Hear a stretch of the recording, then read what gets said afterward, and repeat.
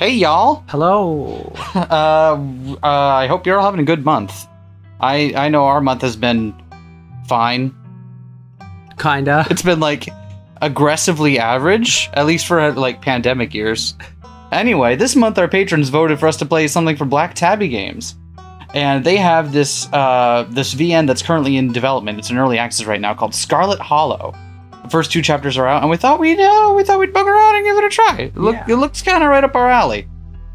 I gotta say, I already like the animations on the opening screen with the blurred foreground leaves. Yep, and like the pencil colored aesthetic, or like the charcoal. Gotta love depth of field in my VNs. God, who does depth of field in visual novels anyway? Who does that? Do you do that? No, I don't do visual novels. Why not? It's hard. Oh, that's fair. What is our name? That's a great question. Wait, can I lowercase? I can. Our name is Gay. We live in the city of... What city do we live in? I don't know. Boom. Sure. Excellent. Select pronoun category. Oh, sweet. Let's do they, them. Yeah, that's cool. Nailed it. Select 2 traits. Traits unlock additional paths and dialogue options. Interesting. I love this already. Okay, hold on. I think it's very important that we talk to animals. A gift and a curse. Because I want all of, like, the little trash goblins that live around here to yell at us. Okay, can we look at each of them before we select anything so we know what they are? Fine. Powerful build. Strong, athletic, pinnacle of fitness, can shotgun a root beer in 3 seconds. Mystical, strange and unusual. You see the threads of reality in a way others cannot. I request mystical. Talk to animals. You can talk to animals. Animals can talk to you. A gift and a curse. Street smart. Smells BS, also good at BS. No door can hold you. Keen eye. Observant, picks up on vibes. Understands others' perspectives. Book smart. You know a lot of fun facts. Research is your favorite activity. Straight A student. Hot, attractive, charming. People want to either be with you or be you. Excellent. So you felt strongly about talks to animals? Yes. Yes, if there are tiny little raccoons wandering around and screaming, I need to know what they're saying. All right. And you want mystical? Yeah. All right. Confirm. You jolt awake as the bus hits a particularly nasty bump. You feel like you'd only just managed to start drifting off, and now here you are, awake again and still exhausted. For a moment, you're hazy on the details of where exactly here is, confusing this bus with the many others that came before it. But as your mind continues to reassert its existence in the waking world, the past few days come back into focus. The long-lost cousin, the bad news, the 26 hours of bus rides with countless late-night stops and seedy depots that felt unsafe even in the middle of the day. You wouldn't normally find yourself traveling like this, but your cousin bought the tickets. The funeral of her mother, your aunt, seemed like something you shouldn't ignore, even considering your own late mother's rocky relationship with this side of the family. Fortunately, the end of your long journey is in sight. You're almost in Scarlet Hollow. They said it in red. They said it in red, which confuses and alarms me. And then I remember, wait, not every game is that game. You want to be the stranger? So anyway, as I was saying... Oh no, he's still here. He's been sitting next to you for the past 5 hours, talking at you without pause. You're not sure he even stopped when you started to doze off. At first you thought he was just being friendly, but that was several hours of one-sided conversation ago. Does his shirt say, I want to yeah? I want yeah! I was up in Maryland looking for work, but mostly messing around because I was a dumb teen. And they're doing like the smacking the ground pose. I do want yeah. Do you want yeah? Me and my buddies were doing our usual prank stuff, you know, pushing joggers into the harbor, that sort of thing. That's the usual? They must have a spate of moist joggers up there in Maryland. Nothing about that sounds awesome. Nothing about that sounds... Should we do a... I think they're way past beyond the benefit of the doubt. I think at this point we need to put the kibosh on this, sure. Otherwise we're gonna... Dude, what's wrong with you? Pushing joggers into the harbor? That's awful. What if they drowned? Yeah, I was such a shithead back then. I'm still a bit of a shithead, but hey, Po Buddy's nerfed. Oh, it's I want to, yeah. I want to, yeah, too. What are you talking about, Po Buddy's nerfed? People don't go around just pushing people into harbors. This girl comes up to us, swinging her purse, yelling about how she was going to call the cops or whatever. It was hilarious. I don't like this guy. She actually hit my friend, and he said it hurt a lot, so I guess she really was mad and not just playing. I don't like this person. So she kept swinging, and soon enough, she lost her balance and fell into the harbor all on her own. We didn't even have to push her. We had a good laugh and fished her out, and her phone got soaked so she couldn't call the cops on us. We wound up hanging out all day. She kind of became my girlfriend after that, and we've been off and off for about a year. So it's pretty serious. What is wrong with you? Well, about 5 months ago, she tried to break up with me, like, for real, and geez, you ever get so mad you just want to, like, kill somebody? Are we able? I don't think we're able to threaten very convincingly. Yeah. Like, it's got to be something like Fallout rules, right? I don't know, maybe not. Maybe. In any case, I don't feel that way. I don't think we want to threaten back. Yeah. As much as I would love to end this, I don't think that's going to help us. Yeah. I never feel that way, no.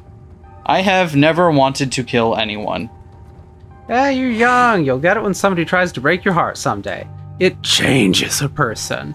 Makes them think things they never thought they could. This person's going to murder us at some point in this game, aren't they? If not us, someone near us. I honestly could have killed that woman. Ha!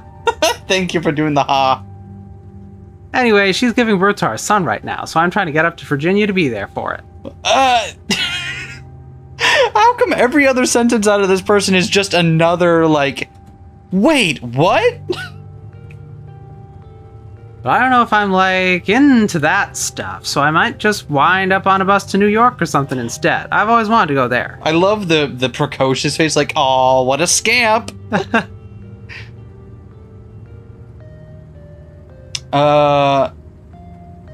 Okay, we gotta put our foot down here. Yeah. This is... Your girlfriend is giving birth right now, and you're thinking about ditching her to go have fun in New York after she tried to break up with you, and you threatened to kill her. Hey now, I never threatened to kill her.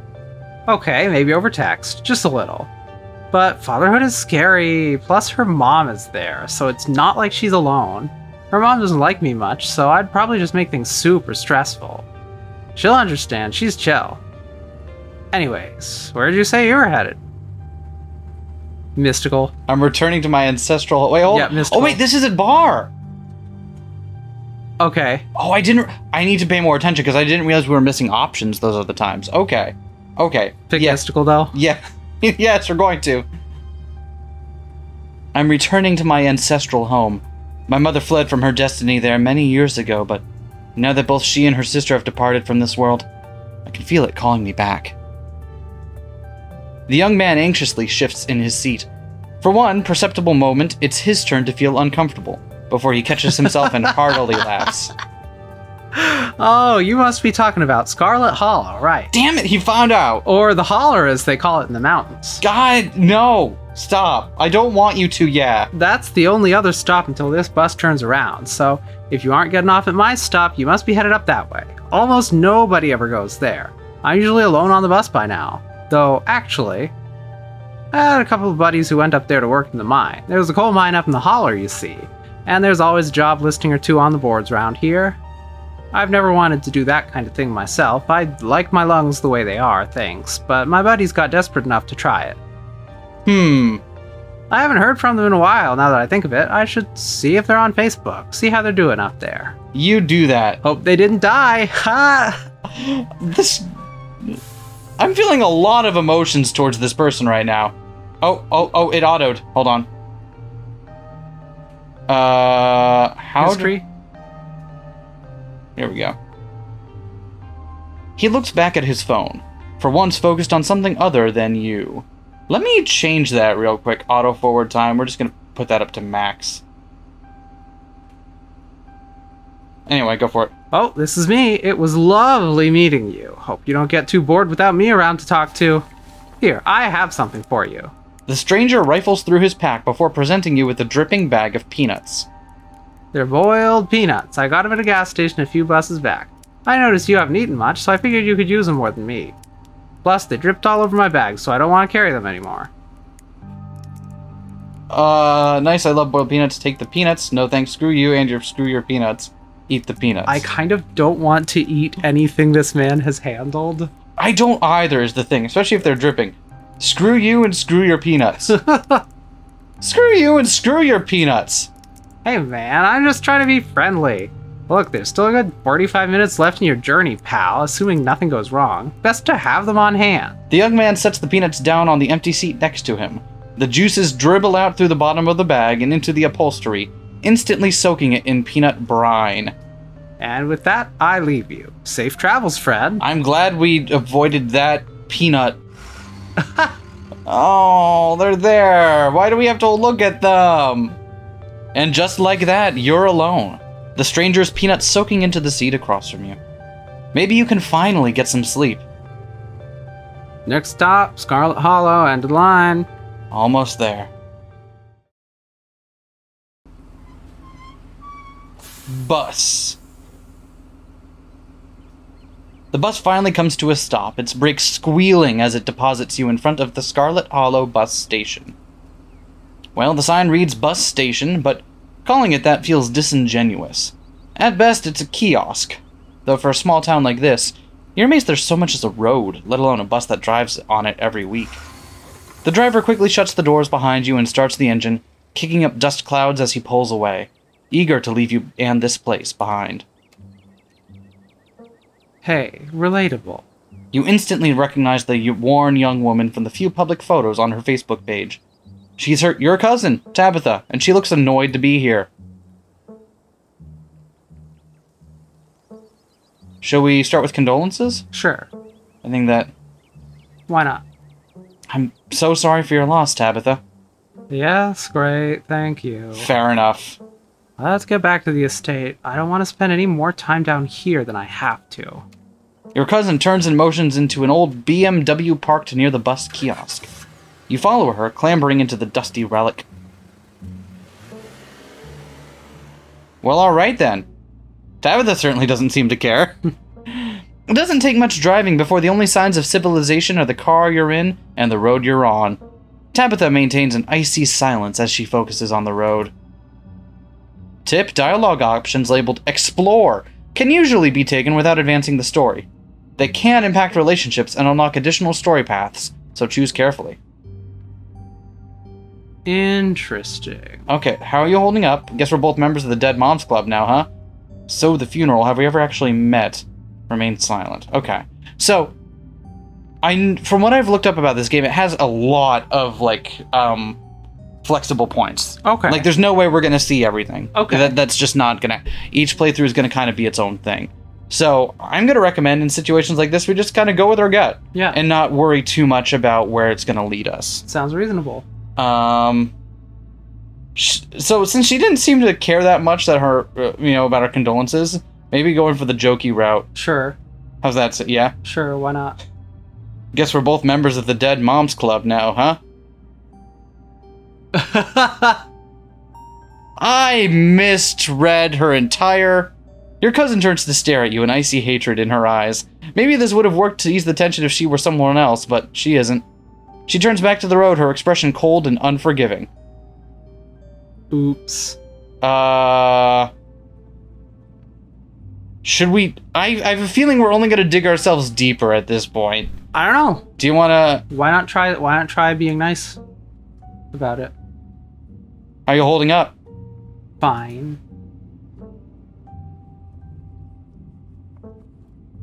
Do we want to keep trying to... What do you feel? Sure, why not? Why not see what happens? You could talk to me, right? I know we only just met, but I went through something similar with my own mom. If you ever need to vent or... I'm good. Tabitha stares straight ahead, her expression tense and icy. Well? Okay. Guess it depends what info we want to see. Yeah, I guess it depends. Like, do we want to be on her good... I'm imagining us in the car with her right now, and I'm imagining how annoying we must be. Okay. You know, being the person who's just trying to sit there and drive and being like, "Hey, pal, how you doing?" Okay. So you'd prefer to remain silent? That's what I'm thinking. Okay. But if you're feeling any of the options here, then I think we can still take them. Not really. Okay. You decide to sit in silence with your cousin as the car eases up the steep mountain road. I just got the impression that no matter what we were asking at that point, that it was just going to piss her off more, you know? Okay. And here it is, the Scarlet Estate. Though it's seen better days, its crumbling elegance is not lost on you. Someone used to cramped apartments in gray cities. Your mother told you about this place many times before she passed, always with an anger burning beneath her words. Is it? That's not up to code. That can't... Someone needs to look at the west wing of this building here. The faded majesty you once imagined doesn't quite compare with what's in front of you. A jarring blend of opulence and ruin.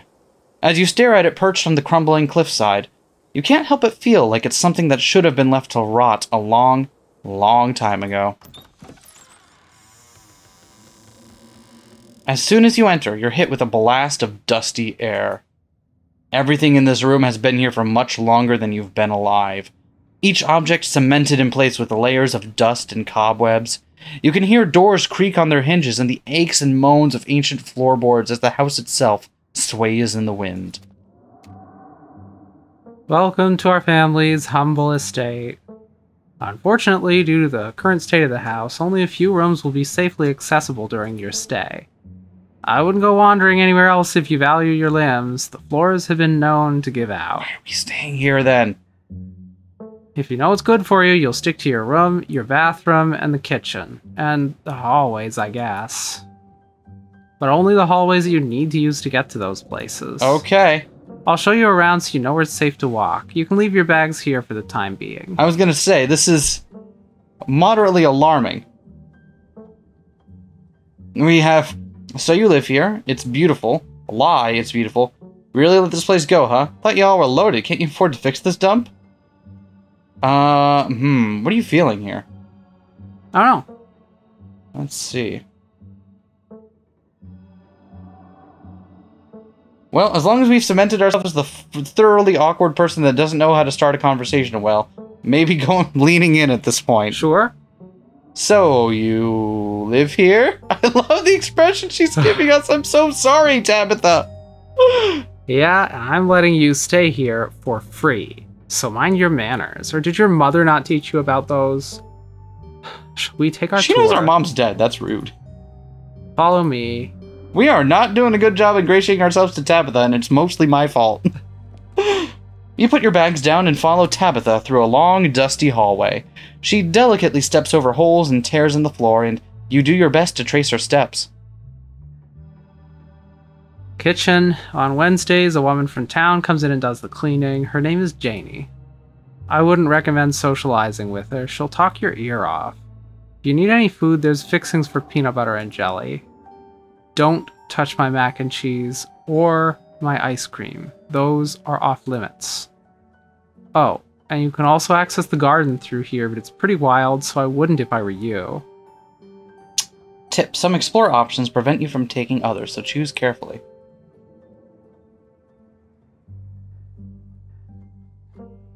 Mystical. Wow, look at all these options, though.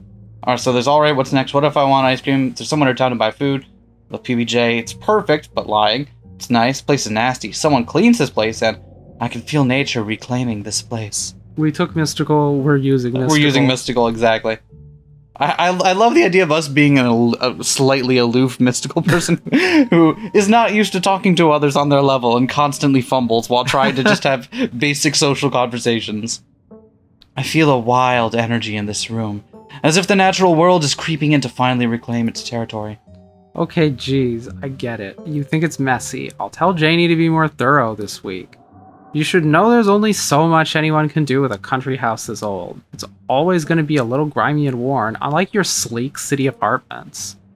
If a little dirt bothers you, you're going to have a rough time this week. Fair enough. Do we love PB&J? I have a feeling we're the kind of person that would love PB&J. Sure. Awesome. I love PB&J. How'd you know it was one of my favorites? That smile can't be real. We got an achievement for it!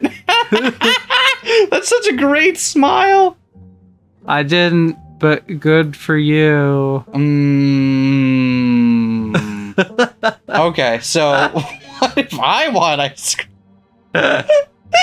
How are we playing this? Is there sort of my food? I might want to eat something other than PB&J this week, despite loving PB&J, as I've stated. Is there somewhere in town we can get groceries? Well, aren't you fancy? Yeah, there's a general store. There's also a diner. I usually order my food in bulk online, though, so I wouldn't be going with you. I'm here again. Sweet, thanks. I don't think any single one of these is gonna be... Yeah. I feel like... Sweet, thanks. Cool. Good talk. Okay. Do we want ice cream?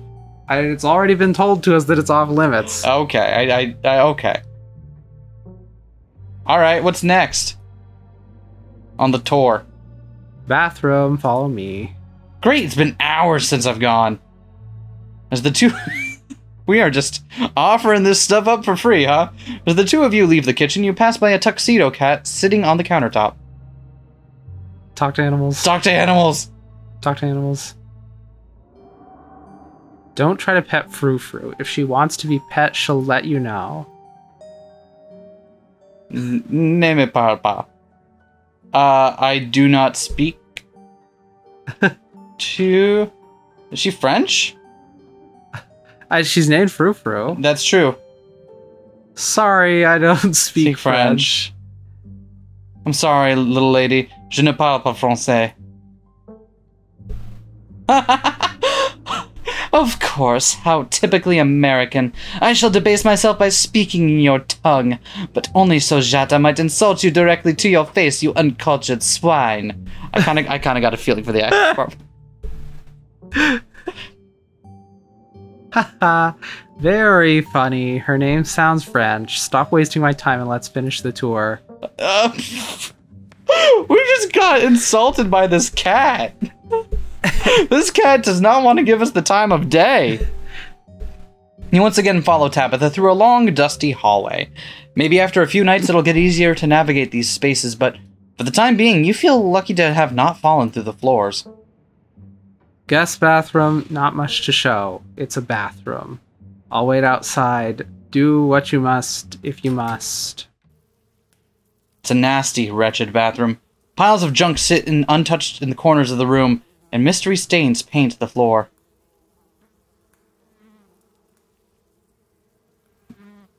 Shall we? I have a feeling like we just go, do we want to use any of the explore options? Who exactly uses this bathroom? I can already hear her answer. You do, obviously. This is the worst bathroom I've ever seen. Like, well, you're using it for free. I wonder if we can get kicked out. I'm slightly worried that we might be able to get kicked out. We should ask if the toilet... I think that's reasonable. Are you sure this toilet works? Yes. Why wouldn't it? The water bills get paid. Therefore, the toilet works. Now do your business so we can move on. But it's crusty. Alright. Well, how do we feel? Do we want to give a crusty... Seems pretty definitive. Yeah, okay. Let's just remain silent. You silently stare at the monumental task in front of you. Alright. Bottoms up. Yep. Scream, fellas! The jig is up! Oh no! We can hear the... Oh no! This is a curse! Oh no! What have I done?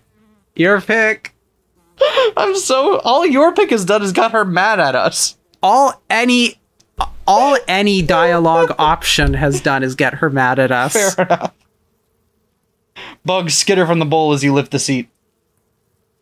Well... It's gotta happen. We've used worse. There was that one rest stop on I-97. Toilet is a toilet. Sure, it could be cleaner, but your business needs doing, and this is a good place as any. You do what you must and rejoin your cousin out in the hall. Next up, guest bedroom. Last stop on the tour. Follow me. You and Tabitha briefly return to the foyer before climbing the stairs and reaching the guest room. The room smells old. Dust, mildew, and wood rot. Has it all. A week of sleeping in this place might give you permanent lung damage. This is where you'll be staying. The linens are fresh. I had Janie wash them last week. I had to endure a half-hour rant about her kid to get her to do it, so you'd better be grateful. Okay. The closet is full of old family stuff, so you can't hang your clothes up, but you can use this dresser. It should be empty. People have died in here. We have to use mystical every time it comes up, just so you know. We have to? Yeah, we picked it. We have to use it. I sense a heavy spiritual fog hanging over this room. People have died here, haven't they? When? This house is almost 150 years old. Obviously, people have died here. What? What does the probability graph on that look like? Like, I'm sure it tends towards 1 as the building gets older, but I didn't think it would be assured by only 150. Yeah. I'm sure there's 150-year-old buildings that nobody's died in. Right? Like this building. Actually, I'm not willing to commit to that. I would definitely believe people have died in this building. Yep. This building is surprisingly old. I looked up the property history at one point. Well, she wants us to be grateful, so I guess we'll just say thank you. Sure. It's a nice room. Thank you. Good. You should be honored to stay in a historic landmark such as this. Every piece of furniture in this room is a genuine antique handed down through the family for generations. I love how bored your Tabitha is. This is great. This is not an IKEA bedroom or whatever such nonsense you're used to in the city. I wonder who used to sleep here. Yeah, me too. Who used to sleep here? Like I said, this house is almost 150 years old. Many, many people have slept here. And now you'll sleep here, carrying on the fine tradition of bedrooms being slept in. Thanks, Tabitha. I guess I'll go start to get settled. Yeah. I guess I'll start to go get settled. Follow me, I'll take you back to the foyer so you can collect your belongings. Thanks. This concludes our tour. I'm afraid I must return to my duties, so you'll have to entertain yourself for the rest of the day. Okay, but quickly, what's the Wi-Fi password? Don't expect to see much of me. But what's the Wi-Fi password? Tabitha? Tabitha, this is important. Where are you going? What am I supposed to do while you're gone? You sure you can't take the up? Did I do something wrong? Maybe you're such a jerk to me. Are you sure you're okay? I'll keep you, but we should hang out when you get back. Let Tabitha leave. I get that she's got a real grumpy ghost thing going on, but she doesn't seem to appreciate some person she hasn't met properly before poking in on that. Yeah. So I think the best we can... I think just kind of being, like, generally pleasant without forcing ourselves in too much into what she's doing.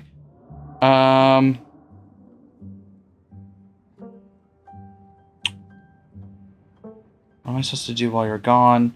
Where are you going? Should we ask where she's up to? Sure, why not? Wait, where are you going? To work. Somebody has to pay the bills around here. Fair enough. What kind of work? What kind of work do you do? I run the coal mine, same as every Scarlet who came before me. Except for you and your mom. That's why she hates us. It requires a lot of time and concentration, so I'd appreciate it if you didn't keep me for long. That's why she hates us. I get it. We got out of the family business and she inherited it, so she's been stuck here running a coal mine. Yep. I didn't. Can I come watch? I didn't know we owned a coal mine. Good for you. Good for you. It's kind of sad. You gross. Hashtag girl boss. Oh my god. We've already shown ourselves to be quite obnoxious. I could see us going for a hashtag girl boss. Yeah. Yeah. Hashtag. Damn. Can't believe you're only in your 20s and already running a coal mine. Talk about hashtag girl boss. Don't patronize me. I know you have nothing to your name. Relatable. Are we calling ourselves relatable? Any other inane questions before I leave? What am I supposed to do while you're gone? Maybe we can figure. Maybe this might help tell us what's around here to do. Possibly so. What am I supposed to do while you're gone? There's a very demanding job I should be getting back to right now that doesn't include figuring out activities for you to occupy your time with.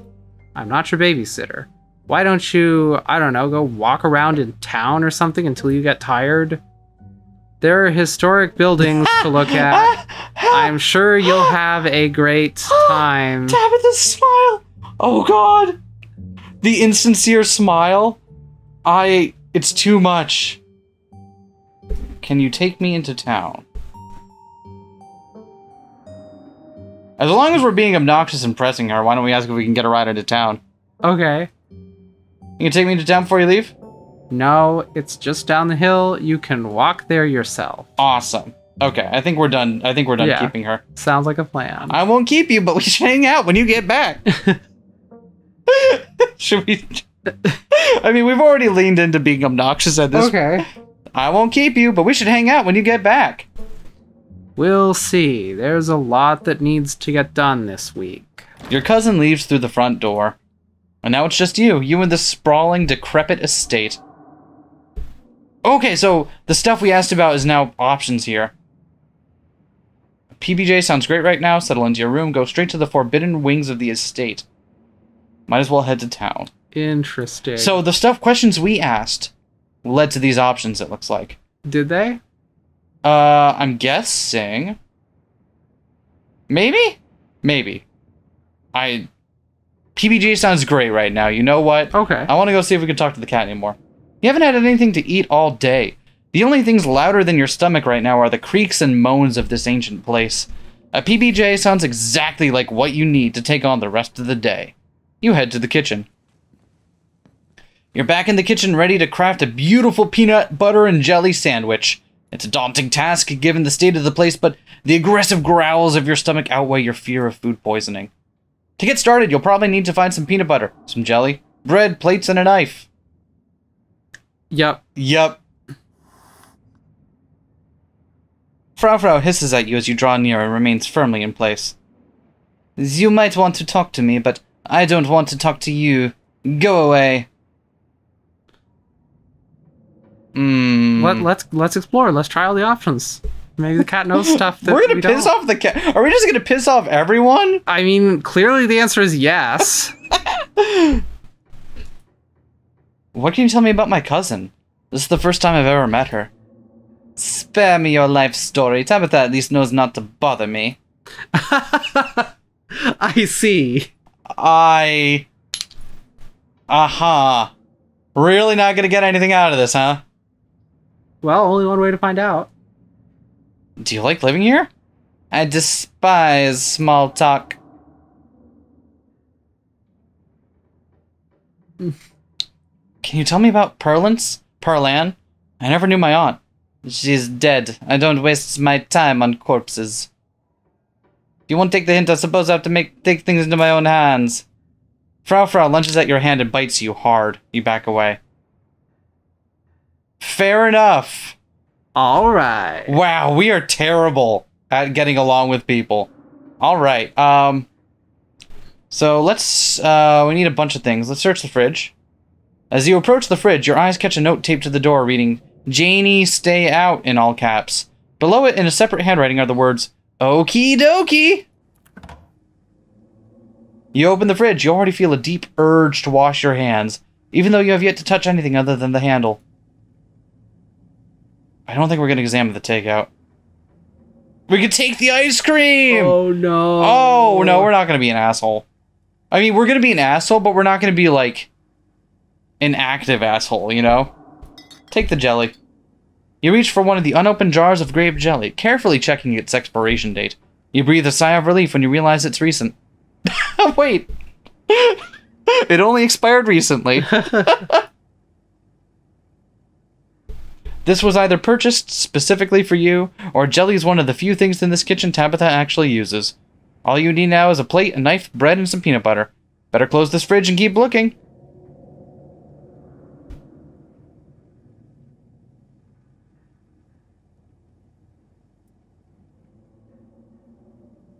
I'm trying to close the fridge. There it goes. Okay, let's check the pantry. All right. Tabitha sure loves her mac and cheese. That's so much mac and cheese. That is so much mac and cheese. She has a surplus of mac and cheese, and she will notice if any of it is gone. Yep. You pick up one of the non-moldy loaves of bread. Great. One step closer to a satisfying snack. All you need now is a plate, a knife, and some peanut butter. Take some peanut butter. Jif. I'm sorry, GIF. The king of nut butters, and only 3% of each jar is matched up cockroaches. The only things you need now are a plate and a knife. Can we examine the mac and cheese? Oh, you want to examine the... yeah. It didn't say take. It said examine. It said examine. Got it. Kraft macaroni.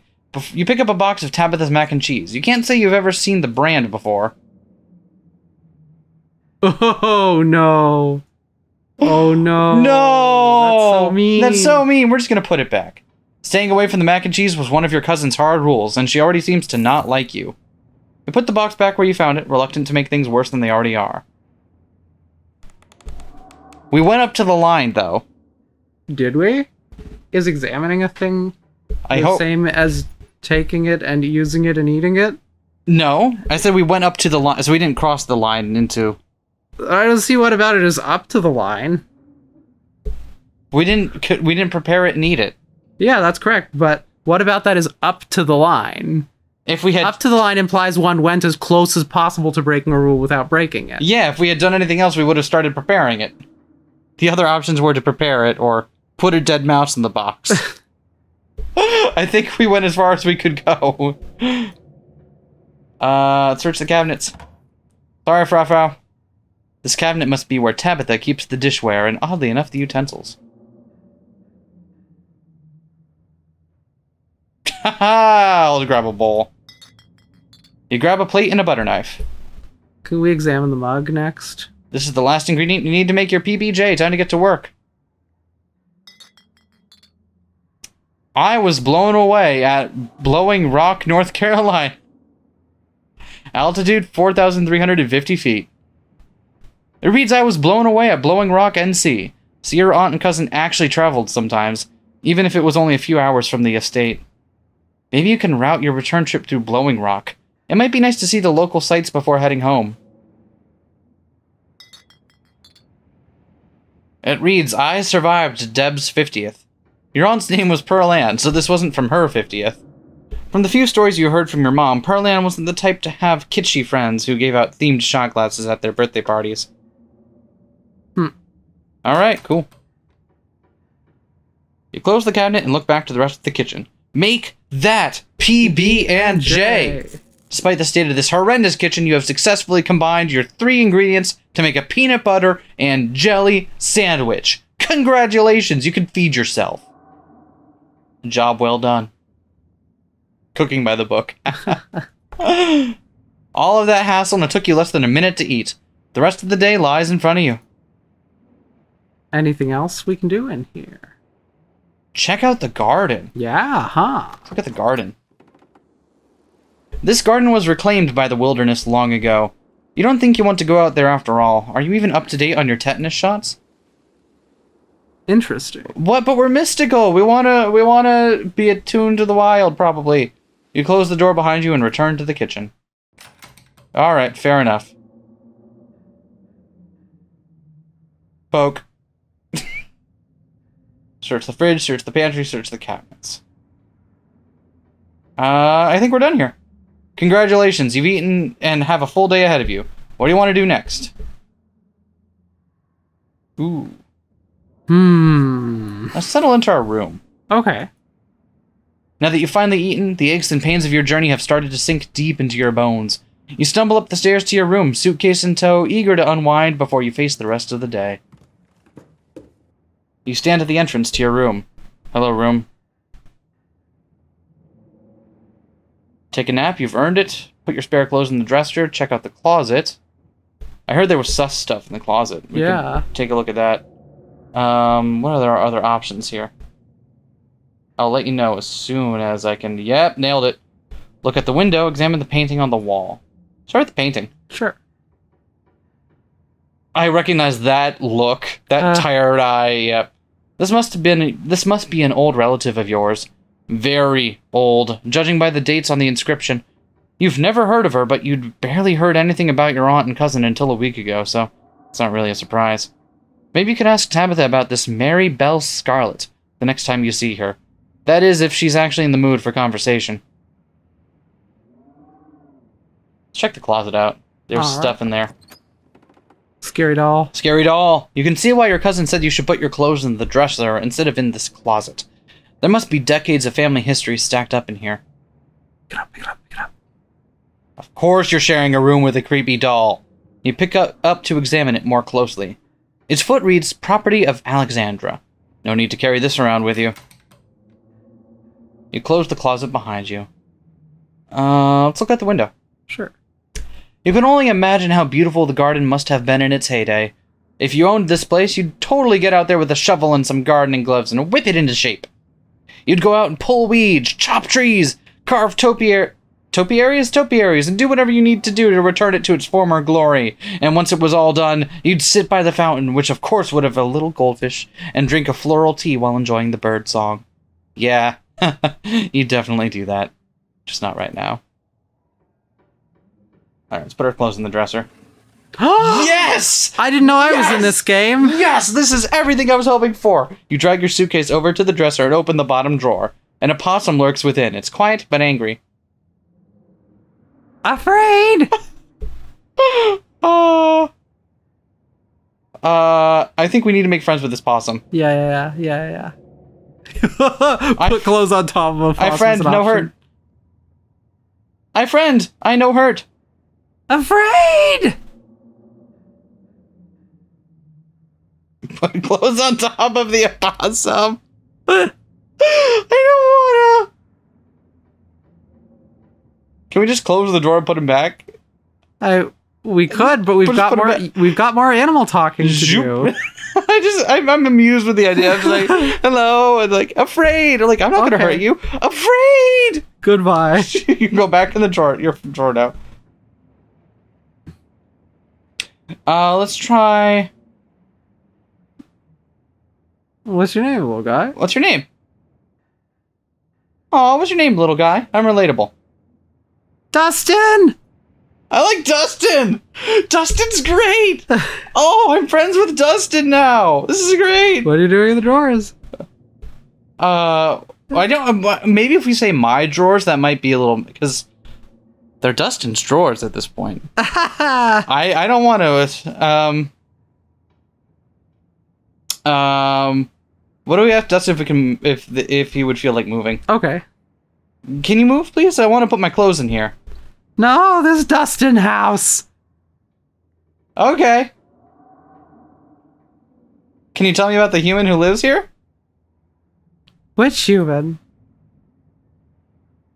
How about Tabitha? Can you tell me about Tabitha? Dustin not good with names. But one of the humans died. Only one still lives here. 2 humans live here. Oh, really? Can you tell me about the humans who live here? Alright, Dustin, can you tell me about the humans who live here? 1 human sad, 1 human scary. I love Dustin so much! Tell me about the sad human. Can you tell me about the sad human? Cries, gives Dustin bad sleeps. How about the scary human? Can you tell me about the scary human? Always watches, eyes hateful. Alright. Never mind, thank you for the help, Dustin. Kay! Kay! I love the scream! Fashion your clothes into a nest. You poor thing, you look cold in there. You gently lay your clothes on top of the creature, arranging them in a little nest.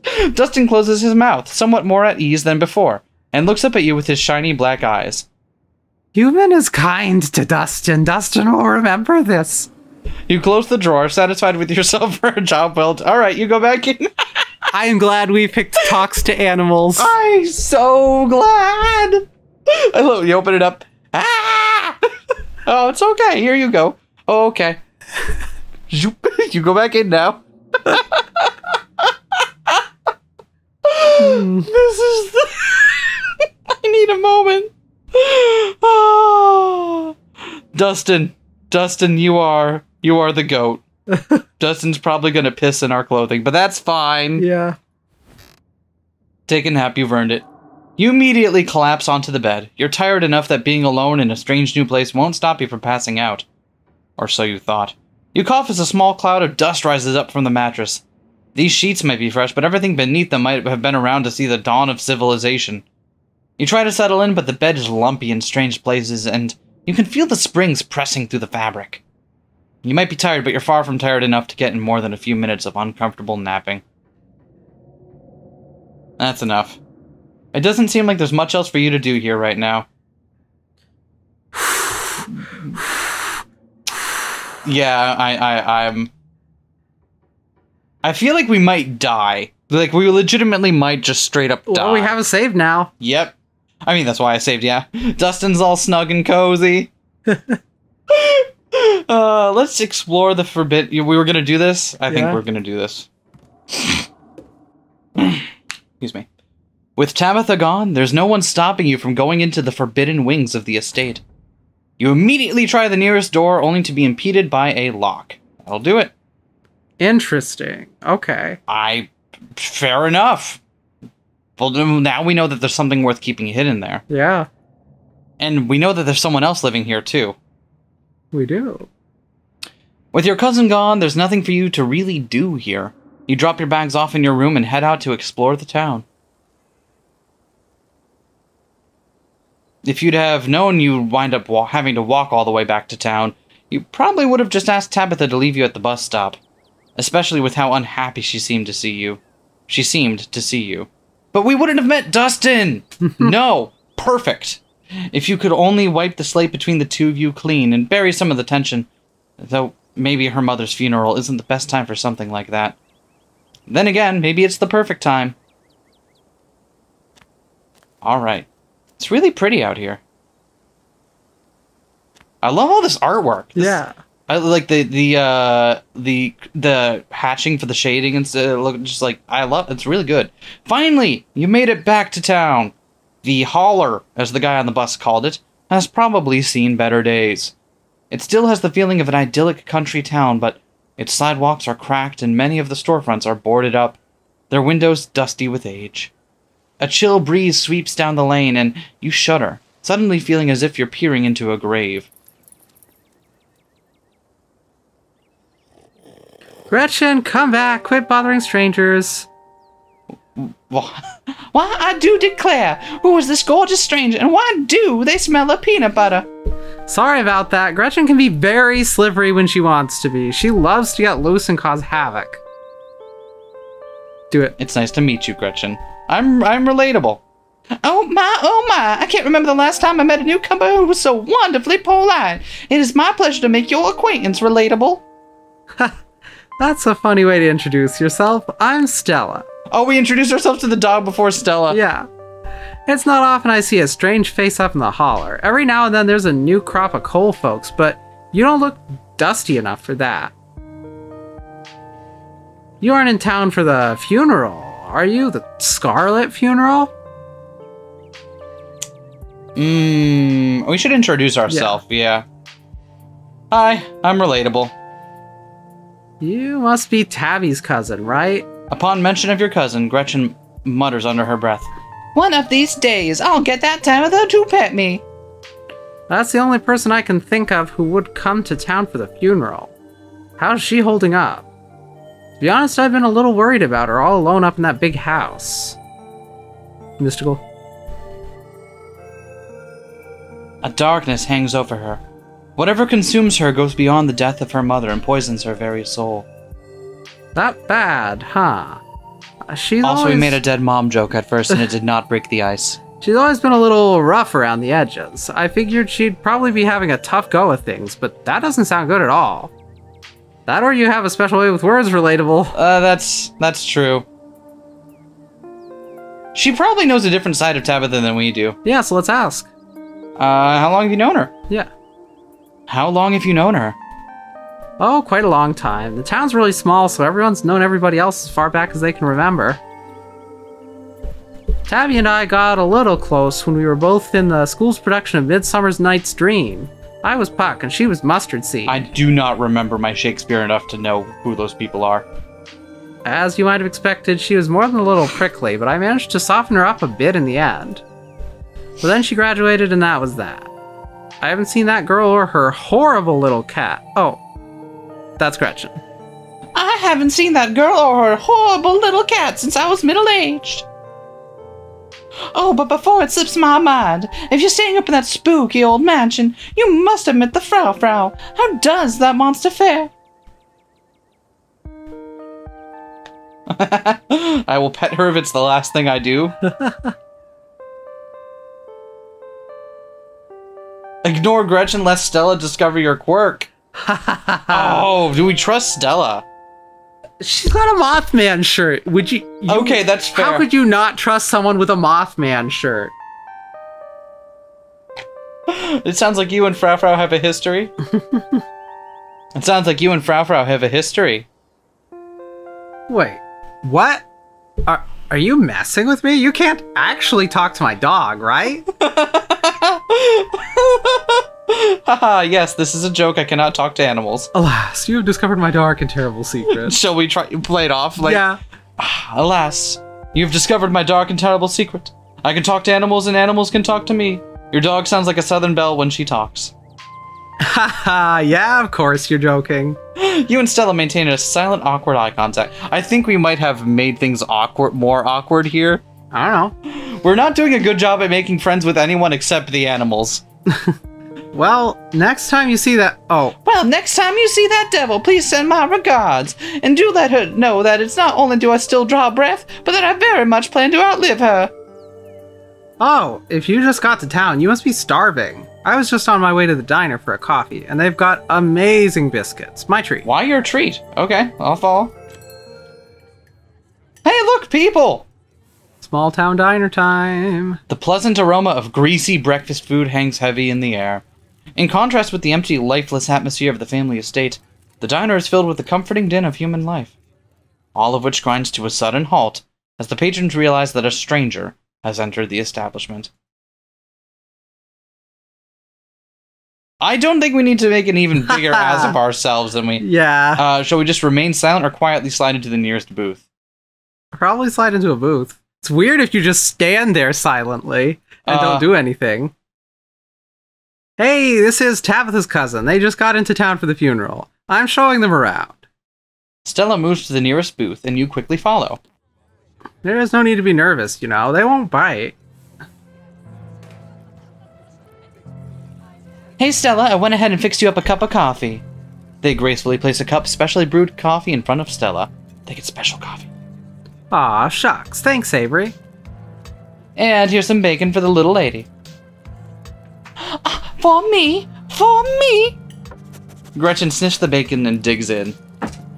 Anything for you? Ooh, we want coffee? We absolutely want a biscuit and a coffee. Could I have a biscuit and a coffee, please? I heard they were really good. Best in the county. Avery pours the fragrant brew into the empty mug in front of you. They linger after pouring your coffee, turning to you nervously. Oh, and I'm, sorry for your loss. Before you have the chance to respond, they're gone. Glad you took my advice with the biscuit. You won't regret it. Anyways, the funeral's not till Sunday, right? That gives you quite a bit of time to slum around town. I'm trying to think if there are any cool events going on this week. You know me, I love to slum. There's always the reading adventure at the library, which is supposed to be for little kids, but I do it every month anyway. Oh, and I'm pretty sure Avery's throwing a party Saturday night, so that's a fun thing to look forward to. And there's the weekly Sunday potluck. That should be right after the funeral, too, so it'll be a special occasion. I am not used to small town energy. Let's see. None of that is really striking my... Cool, is that like a church thing? Is the potluck a church thing? Is that like a church? That's a great question, actually. Let's find out. The potluck a church thing? Would it be weird for me to come if I'm not a member? No, the Sunday thing is coincidental. It's actually hosted by the library. Oh. I do like me a library.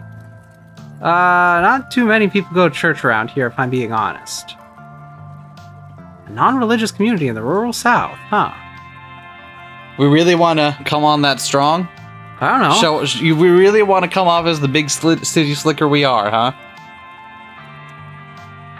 I don't know. I was just wondering if there was a reason, but I get that makes sense as well. Yeah, well, let's go for it. Or, I get that. A non-religious community in the rural South? It's gotta be unusual. I know. We must seem like such heathens, but there are plenty of God-fearing folks in town. They just aren't the biggest fans of the local church. Look at these people whispering over there. Well, the building's fine, but the pastor's another story. There's just something a little off about the guy. You'll get what I mean if you ever meet him. And unfortunately, you probably will. Huh. Anyway, those are all the big events I can think of. That seemed menacing.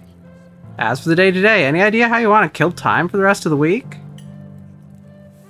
What's it to ya? No clue. I'm sure I'll be able to occupy myself. I'll probably just do what I can to support Tabitha through this. I think we're gonna do a terrible job of... I think no clue. We really don't have any... Yeah, we don't. Yeah, like our e-reader's already at like 50% battery and we can't find an outlet, so... Honestly, I have no clue. Well, you're in luck, because you happen to run into the person who knows all the best stuff to do around here, and has limitless time to show you around. Why is she latching onto us? Are we that interesting of a person, or does she have another motive here? Nobody else shows up here, so maybe. Maybe. My boss is pretty forgiving. Oh, wait, you probably wouldn't get that joke since we don't know each other that well. I'm self-employed, so I'm my own boss, so I'm forgiving myself. Get it? You laugh uproariously? Yeah, I get it. Give it a wooden laugh. No, please. Oh no! Oh no! But here's the thing. I get the feeling she might appreciate that more. Because think about what our little banter is. Okay, but is that just an us thing? Because we'll often, like, make obnoxious jokes to each other then insist that the other person explain why it was funny. That's true. And yet, is that an us thing, or is that I think it's better than a fake laugh or laughing too hard. Okay, well... We don't have to, though. If it's giving you that... If it's giving No, I just don't know that it reads that way to anybody other than us, which was why I was asking. Then, you're welcome to choose it, if that's what you feel like choosing. I kind of want to. Yeah, you're welcome to choose it if you feel like choosing that. No, I think you should explain the joke more. Okay, yes. So I'm self-employed, so that means I'm the boss of my company, which is just me. Uh-huh, okay, sure. So when I said my boss is pretty forgiving, I was talking about me, the boss, forgiving myself, the employee, for slacking off and showing you around. Pretty funny, right? Before Stella can finish, Avery returns, biscuit in tow. Oh, is there nothing coming for me? Gosh, if I had known that this plate of bacon would be my main and only course, I would have waited before digging in. Here's your biscuit. Winnie says it's on the house. She sends her condolences. It looks great. Thanks, it looks great. Thanks, Avery, it looks great. You pick up the biscuit. It's delicate and fluffy. It nearly crumbles at your touch. Buttery warmth emanates from its surface. You don't even need to taste it to know that it is good. Divinity given buttery form. You take a bite, it melts in your mouth as if it was nothing but butter suspended in a thin matrix of dough. Truly, this is a perfect biscuit. Whoa. Whoa. Whoa. Whoa. This is a really good biscuit. Wow. I'm so glad you like it. Avery lingers at the table for a moment. So has Stella mentioned that she's famous? Haha. Oh, Avery, I'm not famous. Look, if you're not going to go around tooting your own horn, you know I'm going to do it for you. I'm a YouTuber. Ugh, big mood. What kind of videos? But also it's rad. Oh, okay. How does that make you money? Ugh, you and everyone else. I mean, God, who isn't on YouTube these days? Am I right? Like, all you need is a fucking microphone and playing a video game capture card, and you can just sit there, record yourself talking about nothing for an hour and a half, and put it up like 3 days a week. God, anyone can fucking do it these days. Sorry, what option are we taking here? What kind of video? How about the interested one? What kind of videos do you? Yeah. Cool. What kind of videos do you do? I knew it! Oh my God. I knew it! Is that Cryptid Hunter! I knew you can trust anyone in a Mothman shirt. She hunts cryptids. You should really check out her channel, Relatable. It's amazing. She introduced us to everyone. Yeah. Yeah, okay. You choose to ignore Avery mentioning your name before you'd been introduced. Small town, word probably gets around. I think the best video to start with would be that river one. Not the lake, but, you know, the controversial one.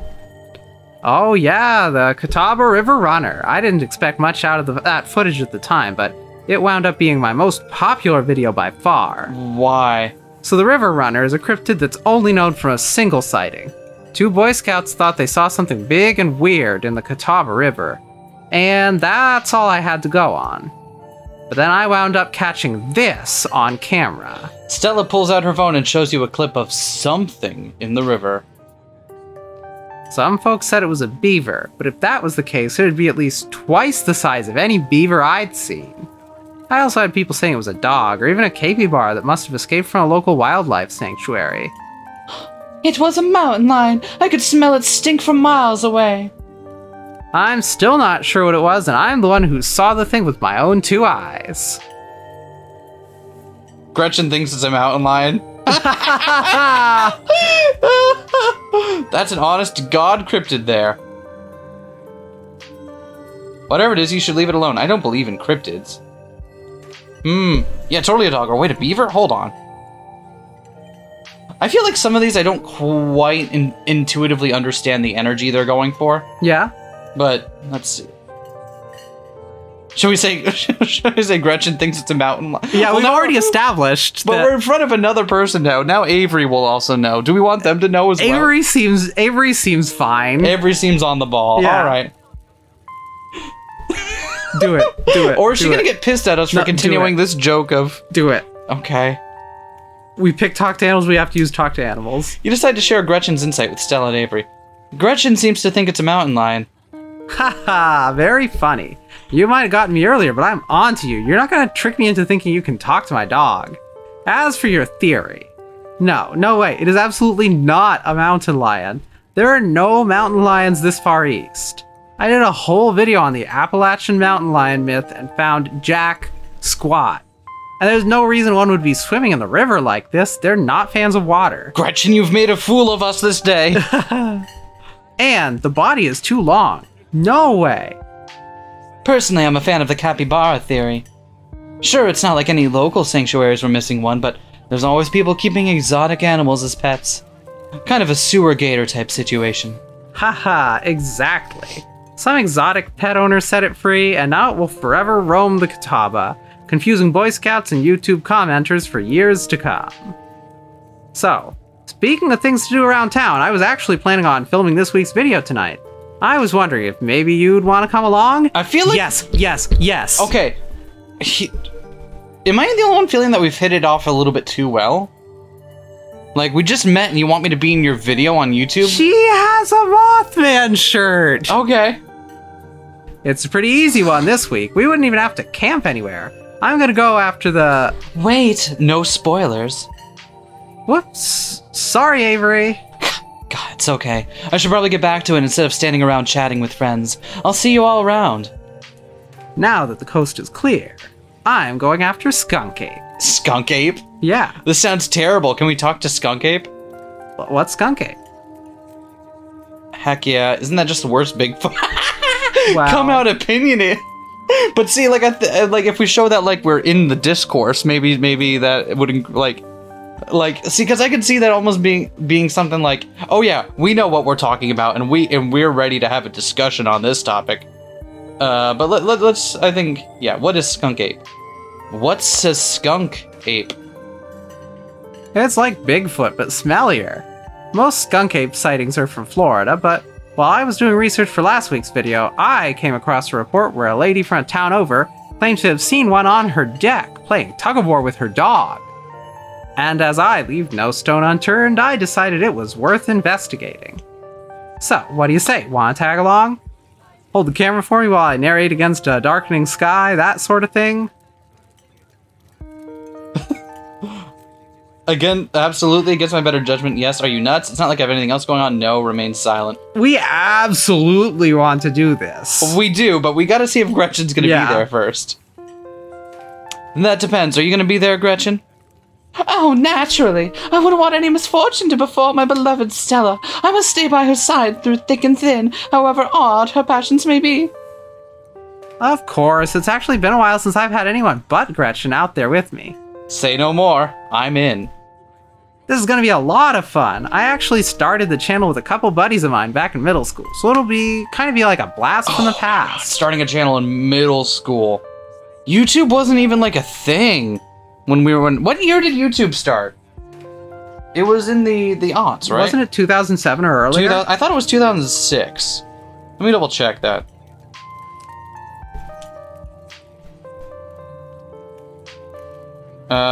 Just because I'm really curious when it would have come out related to when we were in school. It was 2005. 2005! So I would have been just starting high school. Yeah. That makes sense, because I have, like, no memories of YouTube prior to high school. And then, like, you know what I mean? Whereas, like, I'll have memories of stuff like Wikipedia before then, because the big thing was, you can't use Wikipedia as a source on your reports, young person. And I'm like, well... Why? Okay. Did you see the thing? Did you see the thing where someone did a story of Wikipedia impact on citations in published academic work? No, tell me about Someone did a study on it and found that it was edits to Wikipedia articles were something like the single most high impact thing on academic citations. Everyone uses Wikipedia. They just don't admit that Wikipedia is actually an amazing source and you just have to use the reference list. Exactly. You want to know what another thing that surprised me? There was an article going around about how apparently Googling as an act of finding information you're looking for is getting harder. Oh, it's gotten way harder. Yeah, and it didn't really occur to me to think about it until they mentioned it, and then I'm like, wait, yeah, you're right. Like, because when we would search for stuff when we were young, back in school and stuff, like, it'd be fine. You, dare I say, would go to the second or third page of results and get something good. And now it's like you have to sift through a lot of things trying to sell you stuff right at the top. Yep, and then when you do get results, a huge portion of it is just from a very small segment of very big, well-known websites. Exactly, it's always. And if I want to find, if I'm searching for like academic stuff, and what I want to find is things on college department websites for specialty subjects and things like that, it doesn't show up. Yeah, because it's only going to pick from the small cadre of like, Anyway, the internet. It fucking sucks. I wouldn't recommend putting videos on the internet ever. Especially on YouTube. Could you imagine trying to do that? Like... User was banned for this video. You know what? Why don't you show YouTube what you think? Leave a like and a comment and subscribe to the person making the last video you watched. Or whatever video you're watching right now. That seemed... Was that natural? Was that... Did I... Yeah, flawless segue. Flawless. No one will notice. No one will notice. Excellent. Oh god. Anyway, starting a channel back in middle school. Jesus Christ. Remember when Dig was a thing? I do! I do remember when Dig was a thing. Thank you. Oh man. I was actually more amazed at just like how online kids are compared to when we were. Because when we were growing up, we were in a very kind of weird transition period. Where the internet and computers were just starting to become mainstream things that everyone would have and expected to use. Not for me. No? I was extremely online for the time I was 5 years old onward. Okay, but like you were part of the first generation that could be extremely online from the age of 5 onwards. Yeah. And then I was reading, it's just amazing how different it was. Like I took cursive and typing classes at the same time. Like think about like what timing, what kind of a weird overlap that time period must have been. Yeah. All right, like are those subjects not taught? Cursive? Hell no. Really? Why would you teach cursive anymore? And typing as something that people needed to do was still kind of like a new thing. Yeah? Like learning how to type in like 3rd grade or whatever. I mean, how do people learn proper typing form and stuff? Is it straight up not taught? No, Sound off in the comments. This is weird to me. I'm just saying that I had to learn how to type and I had to learn how to write my loopy letters. Has cursive seriously been removed from curricula? It was already useless when I learned it, but that didn't mean they didn't teach it. So I do recall reading that it fell severely out of favor. Okay. But I'm not able to like remember what source that came from immediately. Okay. So do not take my word as gospel on that. Okay. Don't go around telling people that SK Relatable said cursive's not taught anymore. Like you should probably look that up. But I do recall seeing it, and I remember being very convinced of it. Is that good enough? Have I covered my ass? Sure. Okay, great. Stella's just been sitting here waiting for us to move on. While we internally go through like the full range of emotions about unrelated subjects. Man, the internet. Am I right? Like, God, who does things on the internet? I remember being extremely little and having to print out the pages of the Bill Nye website, which I was obsessed with at that time, because if I stayed online and read all of them, Mom and Dad couldn't use the phone. So I had to go through real quick and print them first, so I could read them offline and they could make the phone calls, or else they'd get mad. Oh, man. Oh, man. Me and Kanika and Reese running around in the woods, flipping over rocks and bothering salamanders. Our videos were terrible, but we had a lot of fun, and that's all that mattered to us. You know, that gets me thinking. I wonder if they'd be down to come along with us. Get the old gang back together. Though, I guess Kanika has to close out the general store tonight, so I'm pretty sure she's a no-go. But Reese, I think there's a decent chance we could get him to come out of his hidey hole, if he's up for it. Mind if I make a quick call? Yes. Apparently not. Stella pulls out her phone and dials it, waiting while it rings. Reese! Dude, what's up? Feels like it's been forever. Oh man, I'm sorry to hear that. Do you want me to come by, or...? Okay. If you're really sure, but if you change your mind... Oh, I was just calling to ask if you wanted to come out to the woods tonight. I met somebody cool in town today. They're Tabitha's cousin. I know, yeah, just here for the week. Anyway, we're going out to look for Skunk Ape. We could take the easier trails if that would help. Dang, man. That sounds awful. I hope you take it easy tonight. I'll swing by sometime this week and we can have a more low-key hang. How's that? Yeah, I'll ring them. Talk to you soon. Bye, bud. Oh, Reese, there's always been something off about that boy. I never did like the smell of him. Looks like it's just you and me, pal. Gretchen, I'm not going to... Did he ask you to bring me to his house? Yeah, it seemed like that. Did it? Yeah. Is that the vibe you got from it? Yeah, scroll back. Yeah, I'll bring them. Oh! Okay. So, I thought she was talking about bringing something else. Like, okay. Like, yeah, I'll bring your thing back that I borrowed from you. Maybe it would be clearer. You know what? Yeah, if we had chosen different pronouns, it might have been. And yet. And yet. It seems to be, did he ask you to bring me to his house? Is he okay? Are you okay? What's his deal? Good. Do we want to follow up on that? Because it sounds like it would be like, hey, I was eavesdropping on your call. I know you were having it right in front of me, but I was still listening. Like, rapt attention. Yeah. Let's ask, hey, is he okay? Or do you want to... I'm down for either option. Let's go. Yeah, alright. Is he okay? He's not feeling well, that's all. He's had a lot going on in the past, gosh, 10 years or so, but I feel like it's gotten a lot worse recently. I can't remember the last time I saw him leave his house. Oh, well, it's not my place to talk about, really. I just got a little excited thinking about having him along again. He's hilarious. You'd love him. We should swing by his place sometime this week. Ugh, haven't I met enough people already? That'd be nice. Sure, so he totally did. He totally did. That's interesting. I wonder why. Yeah. That'd be nice. I'd love to meet your friends. Awesome. Did you see her rolling her eyes at that? Yeah. He's definitely the trickier one to meet. Kanika is much easier to track down since she's at the general store basically every day.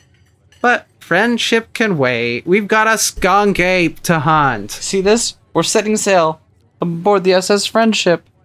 The SS Get Along. SS Get Along. What was that from? That was from UBW. Yeah, okay. Yeah, Unlimited Blade Works Abridged. Yep. Okay. So we should probably head out if we want to make it up the mountain before it's too dark. Come on, let's blow this popsicle stand. You pause before getting up. Maybe it's time to make a good first impression. Always tip generously. Always. Well, what do you mean by generous? Always tip generously. Always tip generously. That's correct. Reach into your pocket and pull out a crumpled $5 bill. You know, it's a bit more than one would expect to get from such a short dining experience, but you might as well share the wealth once you've got it. Exactly. Always tip your servers and tip them well. Smooth out the bill before placing it on the table inconspicuously. Oh, that's awesome of you. Avery will appreciate that, I'm sure. I hope she didn't think we were doing it, like, performatively. And that would be the worst part. Mm-hmm. Stella turns to leave the diner, with you following close behind.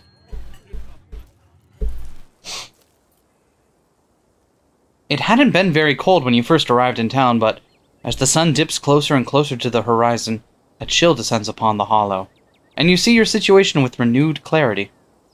You're in a new place far from civilization and the people you know, following someone you just met into a dark forest in search of monsters. You feel sense of foreboding. More alive than you've been in years, strangely calm, tense, unsettled, nothing. You feel nothing. You are but a hollow shell, incapable of actually experiencing the world around you. You have no internality.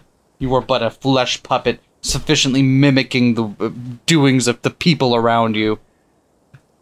We just feel a sense of foreboding, though. You feel an overwhelming sense of foreboding, which seems only natural, considering where you are.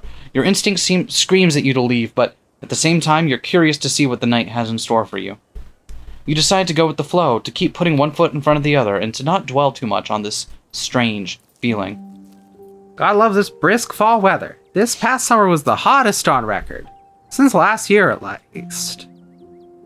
You know how it is these days. Each summer is the hottest yet until the next summer, which always finds a way to be so much worse. Yeah, sure is funny how that keeps happening. It's just nice to feel a chill in the air and see the leaves change, like normalcy is restored, if only for a moment. There's no reason why that would be the case, am I right? Sorry if that was a bit of a bummer. We should talk about something more fun, like skunk apes. Interesting. Do you expect to find anything? Do you hunt things that aren't cryptids? Anything bad ever happen on these hikes? What's the weirdest thing you've seen in these woods? Absolutely. Yep. What is the weirdest thing you've seen in these woods? Other than anything cryptid related, of course. Oh gosh, that's a good one. Let me think. Well, there's always the deer I saw stealing baby birds out of a nest and eating them. That was pretty messed up. God, that's fucked up. But I think most people know about that these days. I've seen tons of videos of other deer doing it, so I'm not sure if it counts as weird anymore. Oh, Tetanus Lake. That's definitely the weirdest. It was a 5-foot deep, 30-foot wide pile of old cans and bottles and assorted garbage, with grass and trees growing on it, so you could barely tell it was there until you stepped on it. What the fuck? It was practically solid ground with how much it had been compressed, but you could still fall through if you weren't careful, hence the name. Better be up on your shots if you want to mess around in there. It was all stuff from the 50s, too, which was super neat. I salvaged a few bottles that I keep on my dresser as a little souvenir. Oh, okay. Do you ever hunt anything that aren't cryptids? Do you ever hunt anything that aren't cryptids? You know, like ghosts, demons, werewolves, that sort of thing? Yeah, for sure. I used to go after all sorts of spooky stuff. I never had much luck, though, especially when it came to ghosts. Especially when it came to ghosts? Yeah. Back when I first started doing solo videos, I'd go into all sorts of old abandoned buildings, hoping I'd stumble across some sort of activity. Some paranormal activity? But nothing ever happened. It was always just me and my camera in an old house getting worked up over a gust of wind or a creaky floor. Some activity that's paranormal, you'd say? I see. But do you? When all's said and done, I've just been a lot luckier with cryptids. Fair enough. Maybe she's seen Slenderman. I want to believe in ghosts so bad, and I can't rule out the possibility that there really are true hauntings out there, but If there are, I sure as heck haven't seen any myself. Werewolves, I kinda lump in with cryptids. I'd be shocked if there actually were people out there who turned into animals, other than in certain circles, but werewolf lore lines up pretty well with the great beast genre of cryptid. As for demons, I don't know, I honestly don't even want to consider the possibility that they exist, because if they really are out there, geez, a lot of folks are doomed to an eternity of flames. So let's hope all of that's just bunk, am I right? What about... Okay, what do you think about... Hold on, I need to do the pose. Aliens. No one's gonna see me do the pose, They saw. They saw, okay, let me know that you saw.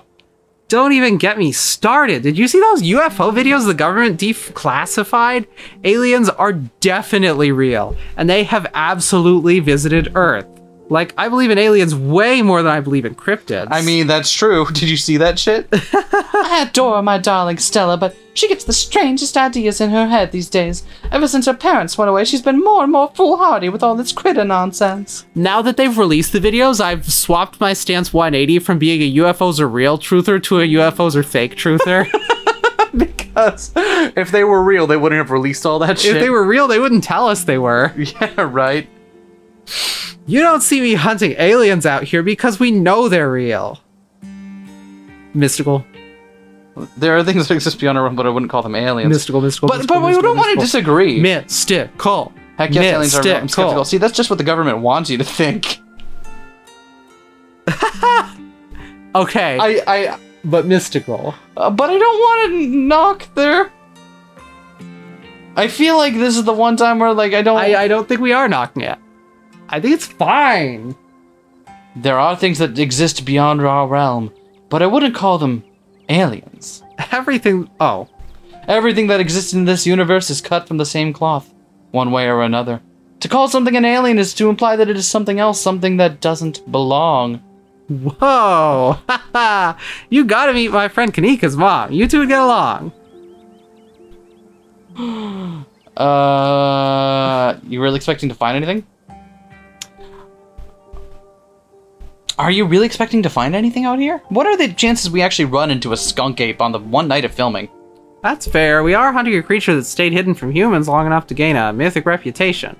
What are the odds of something like that popping out to star on my little YouTube channel? But hey, the chances are never zero, right? That's fair. Anything ever bad ever happened on these kinds of hikes?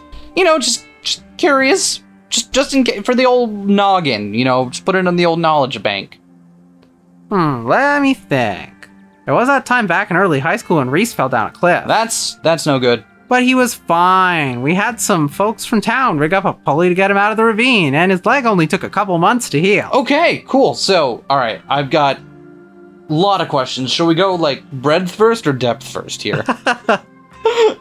All in all, not too bad. Though I guess there was also that time I was out here alone and kind of got stuck in a cave. Oh no. I was getting great footage of what I thought was a family of Wumpus cats, but I wasn't able to wiggle my way back out. Turns out that the Wumpus cats were actually skunks who very much did not appreciate me blocking the entrance to their hidey hole. And instead of running for help, Gretchen just sat outside, bored to tears. Lassie, she is not. As if. I made sure to give those nasty little skunks a piece of my mind. That is what I did. And I kept Stella company just as she would for me if I decided to hide in a hole for hours. It took about an hour to get loose, which was pretty intense, but a few tomato juice baths later, I was right as rain. So it could have been a lot worse. Oh, and there was that time I accidentally stumbled onto old Duke's property and nearly got my head shot off. But that happens to everybody sooner or later. I'd barely count it. So yeah, these hikes aren't all that dangerous, all things considered. I'm getting... Have you gotten to that one scene in Other Side Picnic where Sora was describing what her childhood was like growing up? Yes. And she turned and her friend's like, what the fuck is wrong with you? That's not normal. Did you hear that? Do you want to be whoever the...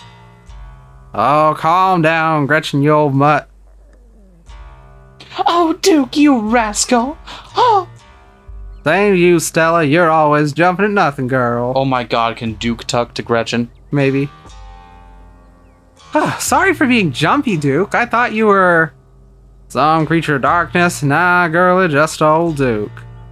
Now, what the hell are you looking for way out here? Skunk ape! Skunk ape. Sorry I asked. Who's this you suckered into coming with you? Wait a tick, you aren't. Is that? Yep. I see. Welcome to the Hollow. My condolences. I'll keep you in my prayers. Now both y'all head on back to town, you hear? It's best you steer well clear of this area tonight. I'm out dealing with my own critter and wouldn't be too appreciative if a couple fools with a camera scare away the more sensitive wildlife. What are you hunting tonight? Something tall and hairy? Something musky? You ever see something like that recently? Whips out camera. Immediately steps back, has professional voice on, and has them perfectly framed. Wouldn't you like to know you never could stay in your business, Stella Richmond? Put that damned camera down. Come on, Duke. Maybe I could help out. I'm pretty good at tracking.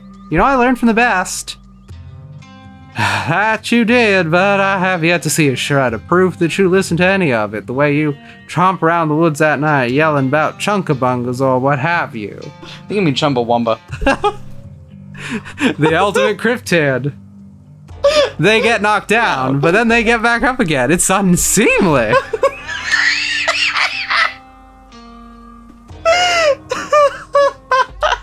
Something's been getting at my chickens. I lost 3 this week and can't afford to lose many more than that. I'm so sorry to hear that. But, I wonder if Skunk Ape has a taste for chicken. Now, see, this is why I don't come to you about these things. It ain't no Skunk Ape, whatever the hell that is. I know exactly what this is, but I know you won't believe me if I tell you. Oh, dude, you don't think it's...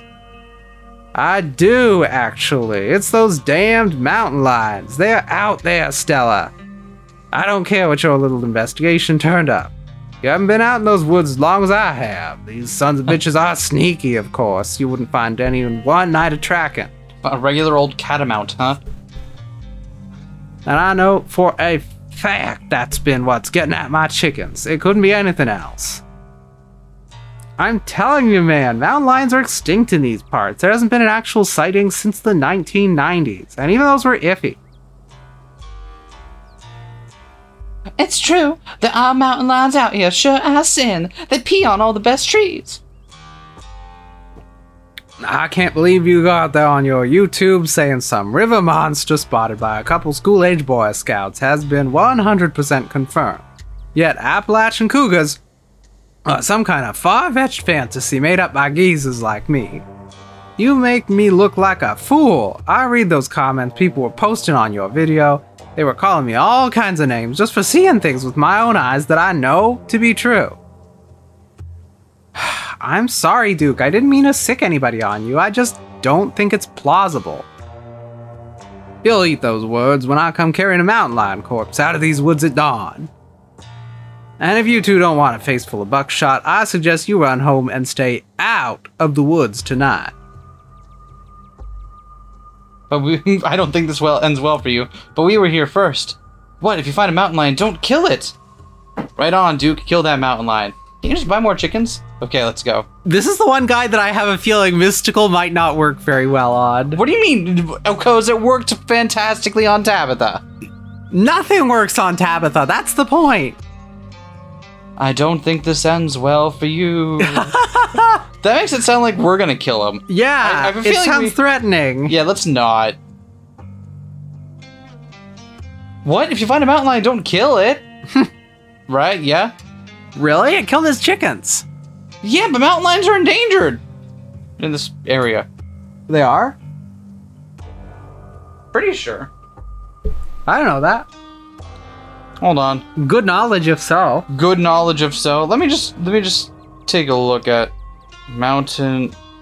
Appalachian mountain lions. Mountains like a whole bunch of eastern cougar. Here we go. The extirpated population of cougars that lived in northeastern North America. Yep, past tense. was unofficially deemed extinct by U.S. Fish and Wildlife Service evaluation in 2011. They formally removed the eastern cuckoo from the endangered species list and declared it to be extinct in 2018 by the Fish and Wildlife Service. There you go. So yeah, that's why you have a. Wait, so do we not have mountain lions out here either? They're dead? Pretty sure. If not dead, they are virtually non-existent. Fuck, I thought they were everywhere because everything's named after them. Yeah, especially up here in Vermont. So we have our own word. We got the catamounts. Yeah. Right? Like that. Like we have our own word for something that basically doesn't exist anymore. So I won't claim that a 10-second search on Wikipedia is authoritative in any way here, but piss. There you go. That's exactly how Gretchen knows what they are. It's because of their piss. I see. Don't kill it. No? I mean, it's not like we can stop him. He's the one with the gun. True. So you don't want to... Okay, which one do you want to take? I don't know. You want to take the mystic route? Is that what you want to do? Not really. Well... I have no strong feelings here. Okay. Wait, what? If you find a mountain lion, don't kill it. If there are any in the Appalachians, they'd be highly endangered. Killing one might actually be a crime. At the very least, it'd be a crime against nature. A crime. And what about the crimes they committed against me and my chickens? Ain't murder one of the worst crimes you can commit? I'm just serving justice where it's due. Murder. An eye for an eye, a life for a life. Duke can absolutely talk to animals. Hard calling it right now. That mountain lion killed to live. You're killing for revenge. I don't think we want to get into this argument. Okay. I don't think... Do you want to push it?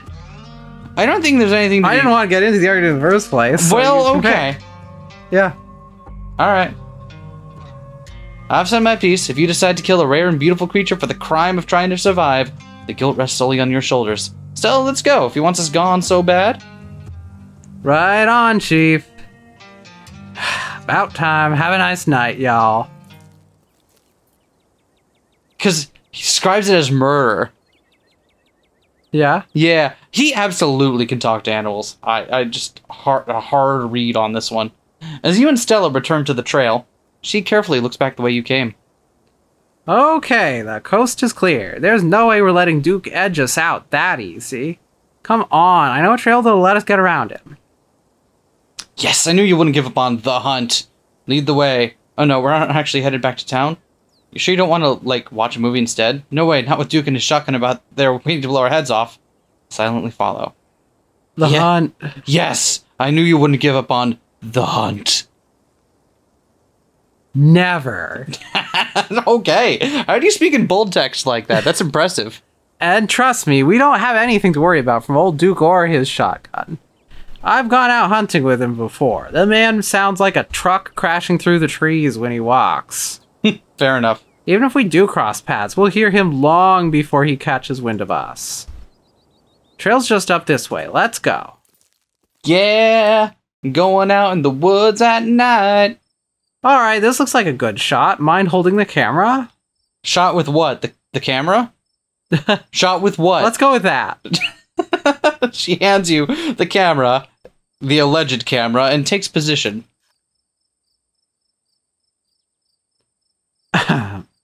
As night falls, my new assistant, the mysterious Relatable, and I find ourselves on a high hill in the Blue Ridge Mountains, where we'll begin our hunt for the elusive, yet pungent, skunk ape. Though mostly encountered in Florida, this possible relative of Bigfoot has been spotted all over the southeastern edge of the United States, including right in this very county. I'm noticing the very... Oh, this takes place in 2022. Huh. Interesting. Okay. Here's hoping we get a glimpse tonight. We'll check back once we're on the trail. Until then, stay searching, Stellars. Stellars. I love it. And keep digging, Gretchen. Oh, and keep digging, Gretchens. I can take that camera off your hands for now. We'll be able to start the tracking scenes once the sun sets all the way. Gretchen helps so much. Yeah. Gretchen, I love you. We've made so many friends today. Stella's like, you mean me, right? Like, yes. You're on there, on the list. In the meantime, we get to take in all this beautiful scenery. It's gorgeous out here, don't you think? There's something wrong here. It's breathtaking. I haven't actually been looking. Being this far from civilization stresses me out. I've seen better. Not a fan of the bugs. Remain silent. I wonder what's wrong here. There's something wrong in the air. It feels oppressive. Dark. You don't have to mean stinky, do you? Do you think you're smelling the skunk ape? No, more like a storm is coming. No, something metaphorically oppressive and dark. Something metaphorically. I like having to explain our stupid mysticism. Yep, that's gotta be skunk ape. No, something metaphorically oppressive and dark.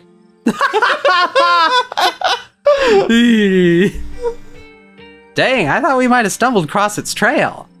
Oh well, I wouldn't worry too much if I were you. My gut usually warns me if I'm gonna run into trouble, and I feel A-okay. Yeah, well, you're not a literal druid, so... Do we know that? We don't.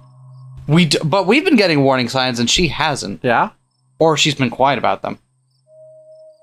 Your quiet moment with Stella is broken by a loud, percussive snort. What was that? Oh no, the skunk ape has found us. It's Duke back with the shotgun run. Death has come for me at last. Goodbye, cruel world.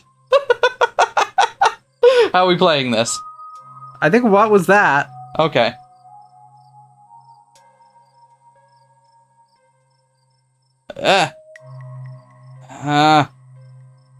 Nailed it. What was that? Ha! No need to panic. That's just the sound deer make when they want to warn the rest of their herd about big scary predators like us. Let's check it out. I do declare I am the biggest and scariest of all the predators. As you and Stella hear the footfalls of animals retreating into the woods, she reaches for her flashlight. And... a single deer remains behind, staring down the beam of Stella's flashlight while Gretchen whines and pulls at her harness. Pain, rot, decay. Look at this deer! Yeah. A deer! Let me at him! How dare he infringe upon my dearest Stella's personal space! Let me at him! And then it's gone. Pain, rot, decay. Is that what they said? Yeah. Jeez, Gretchen, calm down. You're gonna hurt yourself. Oh my, it seems I was consumed by a blinding rage. How very unladylike. What must you think of me? She cannot handle deer. When she gets like this, I usually have to pick her up and hold her. She has a bad habit of slipping her harness when she wants to go after something. You're too much of a potato. And they don't make harnesses to fit potatoes, do they? I think the deer was threatening us. There was something wrong with that deer. Why do you bring her with you? Oh, I got my heart rate up. I'm ready for the hunt. Never too late. We should try these explore options. They seem interesting. Yeah. Sorry, I just like to read through all of our options before picking one. Pain, rot. Was it threatening us or warning us? Either way. I think that deer was threatening us, or warning us. I think it was just sick. That thing on its face. I'd bet it was an abscess, maybe a tumor. It's not like wild animals can get those taken care of, so they just get bigger and bigger. Poor thing, but there's not much we can do about it. Why do you bring Gretchen with you? Yeah, I'm curious. Why do you bring Gretchen out here with you? She doesn't seem like the safest choice for a hiking companion. No offense, Gretchen. Excuse you, though after that outburst came over me, well, I suppose I can see the merit of your concern. I actually find her to be quite the opposite. Sure, she wants to chase stuff, but I usually let her when I'm not on one of my cryptid hunts, so I can't hold that against her. I'm just happy she's still so feisty, even at her age. Pugs aren't exactly known for their good health, but here she is, running around in the woods at 17. And I feel like the fresh mountain air and exercise have helped me a lot. Gee, I sounded a lot like my dog for a moment there. Sorry. What I meant to say, instead of barking incomprehensibly, was, and I feel like the fresh mountain air and exercise have helped a lot in that regard. That joke doesn't work here, does it? It doesn't. She was speaking dog for a little bit there. You defy the laws of nature, don't you, Gretch? Well, that got my heart rate up. I'm ready for the hunt. Yeah. That got my heart rate up. I am so ready for the hunt. It's funnier the second time, isn't it? Same for me. How's about we take a quick snack break to fuel up, then we get right into the night's activities. I've got all the best trail snacks. Excellent. Awesome. Do you want some boiled peanuts? Haha. So you settle down to rest. Stella breaks open a bag of assorted snacks. Damn! Apricots? Trail mix with extra M&Ms. She does have the best snacks. Snack bar, trail mix, extra M&Ms, dried apricots, sesame sticks. Thanks, I'm not really hungry. Honestly, sesame sticks. Yeah. Sesame sticks fucking rock. Okay. Grab a handful of sesame sticks. Ah, the one snack I didn't make myself. I was hoping to wow you with my cooking skills, but I guess that'll have to wait for some other time. Nevertheless, a delightfully tasty choice. The chips of the hiking trail. Why does she want to impress us? I just feel it. This game has started off by showing us that characters are not going to just roll over and be happy with us when we make, like, you know, nice comments to them. And yet she's gone out of her way to kind of ingratiate herself to us. And I don't know if she's joking or not, but, like, she invited us, having known us for, like, 30 minutes to come do this thing. Why? Okay, but consider. Have you noticed that she has a Mothman shirt? So that means you can trust her. Is that how that works? Yes. Okay. Thank you, ASMR Vivian. Some would say chips are the chips of the hiking trail, but only a fool would bring such a delicate, space-consuming snack in their pack when that space could fit another bottle of water or more snacks. Mm-hmm. True. Chips are very space inefficient. Yeah. You and Stella settle down on an overlook, snacks in hand, as the quiet sounds of evening wildlife wash over you. Gretchen gnaws a stick, distracted for the time being. How is your stick, Gretchen? Looks like she's having a good time. So, tell me what it's like in Queen City. Do you have a house, an apartment? Do you live with family, roommates, pets? Tell me what it's like to be relatable. I wouldn't know. We're only 80% relatable after all. Boom! Got him. Got him! I live alone in a dingy studio apartment. I live in a closet with in a house with... I live in a doorless basement that floods whenever it rains. I know which one we're picking. I live in an apartment with a difficult roommate. I live in a 12x12 shed in someone's yard. I live in an internet cafe. I'd rather not say. Yeah, we live in a doorless basement that floods whenever it rains. I live in a doorless basement that floods whenever it rains or whenever the sewer backs up. I also have 5 roommates, and they have to come downstairs to do laundry in my room because the washer and dryer are also down there in my room. It's a mixed bag. It's a mixed bag, yeah. It's a mixed bag. It's a mixed bag, but I don't really mind it. Could be worse. Finding a place with an in-unit laundry is a big deal in Queen City. I just wish it weren't quite so in-unit, for me at least. It'd also be nice if it didn't flood so much. Half the room is unusable because it's 3 inches deep in water every couple of weeks. And I don't remember the last time I had a good night's sleep. Or privacy, for that matter. But it's cozy! And it's home. That's a nice way to look at things, but I don't know if I could handle that. Are your roommates nice at least? They're kind of cliquey. They're nice enough, they're loud. I feel like we wouldn't have moved in with them if they were obnoxious.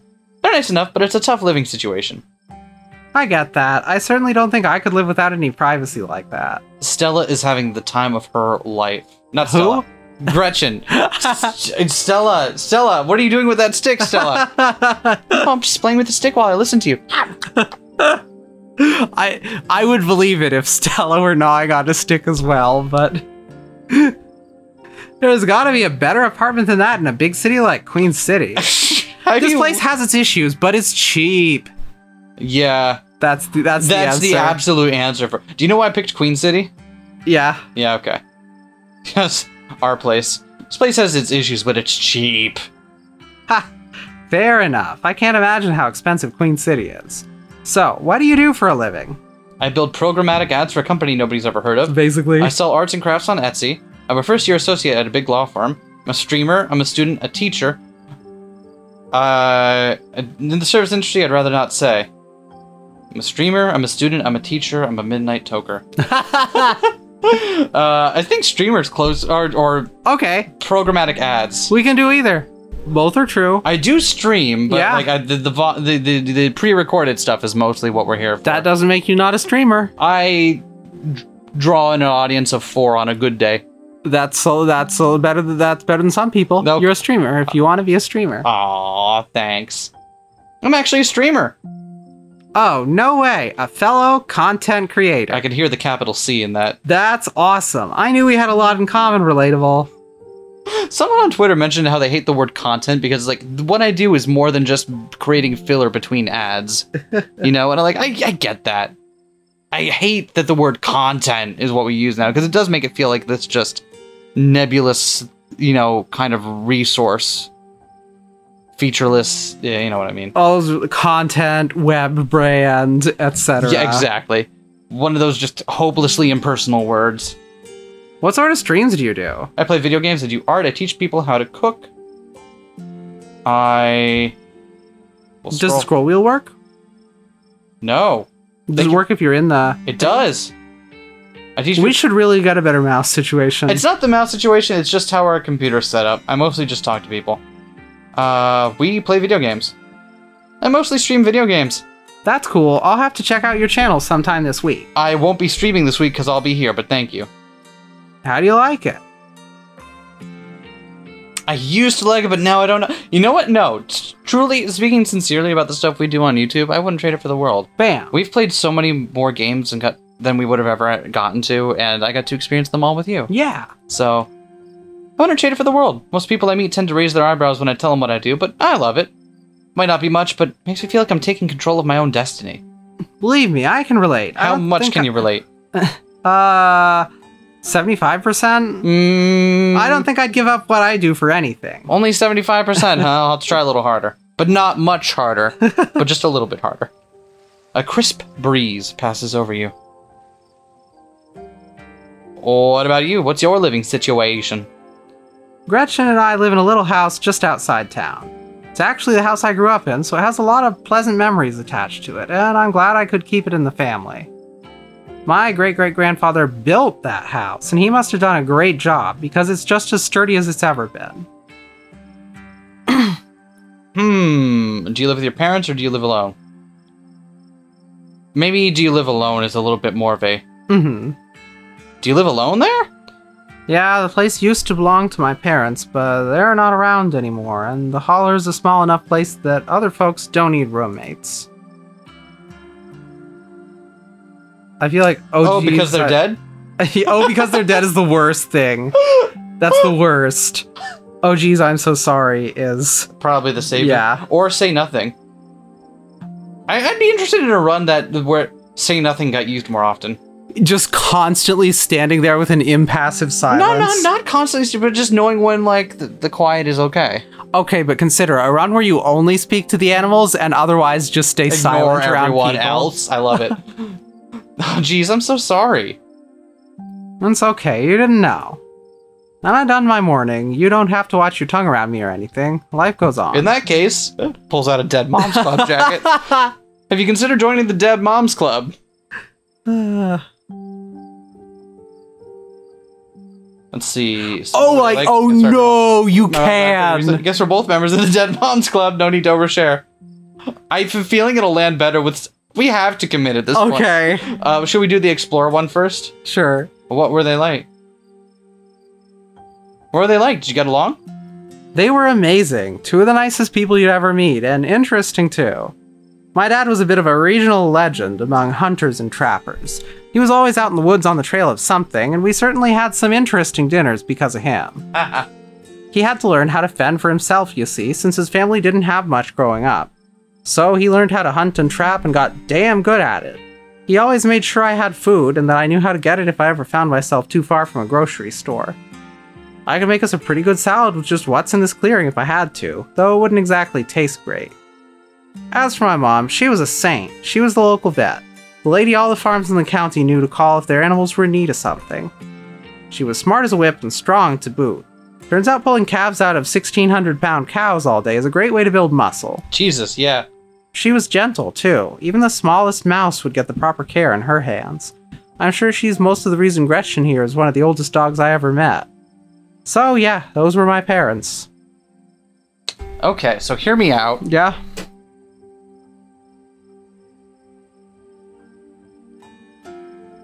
Hear me out. Yeah? Guess we're both members of the Dead Mom...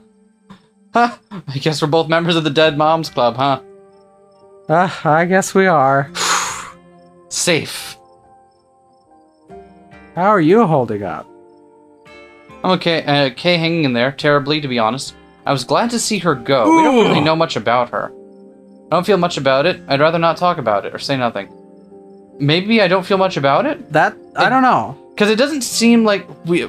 From what we learned from talking to Tabitha, though, we weren't really in contact with her at all.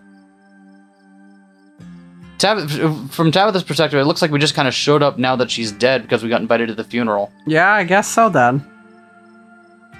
I don't feel much about it. It was a long time coming, so I made my peace with it. I get that, but even so, I'm very sorry. We're both too young to have to deal with this shit. Whoa. My stars, what was that? Stella immediately packs her bag and slings it over her shoulder. Let's see, that wasn't a sound meant for human ears. Yeah. Jesus Christ. Skunk ape. More deer. Please tell me that was a raccoon. Say nothing. Mystical. That wasn't a sound meant for human ears. Whatever made it is close. Here, hold Gretchen's leash for me and let's check this out. You and Stella inch towards the tree line as she shines her flashlight into the woods. Do stay close, relatable. I won't want any harm to befall you. As you approach, a series of weak clucks call out from a nearby bush. Pain. It's all pain. Oh shit, we're playing Metal Gear Solid now. Maybe Duke's birds weren't eaten after all. What was that? Fucked up chicken? What the hell was that? Hold on, I gotta play that back. That was a fucked up chicken. Holy shit. I'm guessing it must be maybe 2-3 feet tall. Doesn't look hairy either, so I think we can rule out skunk ape. But whatever it is, it has one of Duke's chickens. Looks like it's headed north. Let's go after it. Right behind you. I was on board with this whole thing, but now that we found something... Oh no, what have you gotten me into? Do we have to, or follow Stella? Right behind you. Right behind you, Chief! Right behind you. You follow Stella as she sprints into the unknown, Gretchen excitedly pulling you along by her leash. We better not lose Gretchen. Oh shit, dogs. Stella, my darling companion, are you alright? Oof. Are you okay? Oh god, the monsters got you. We're gonna die out here. Tripped in here, I thought you were a hardened mountain girl. Say nothing. Are you okay? Yeah, I'm alright. I just tripped on something weird. See, I would have said Buster Wolf. Oh no, that poor thing. It must have been one of Duke's. It's got one of the abscesses too. Oh, Jesus, it's still alive. Should we investigate? I think we should investigate. All we've heard from the animals in the forest has been warning us to not get near them. Yeah, and we want so we're gonna. You move towards Stella to get a closer look at the chicken.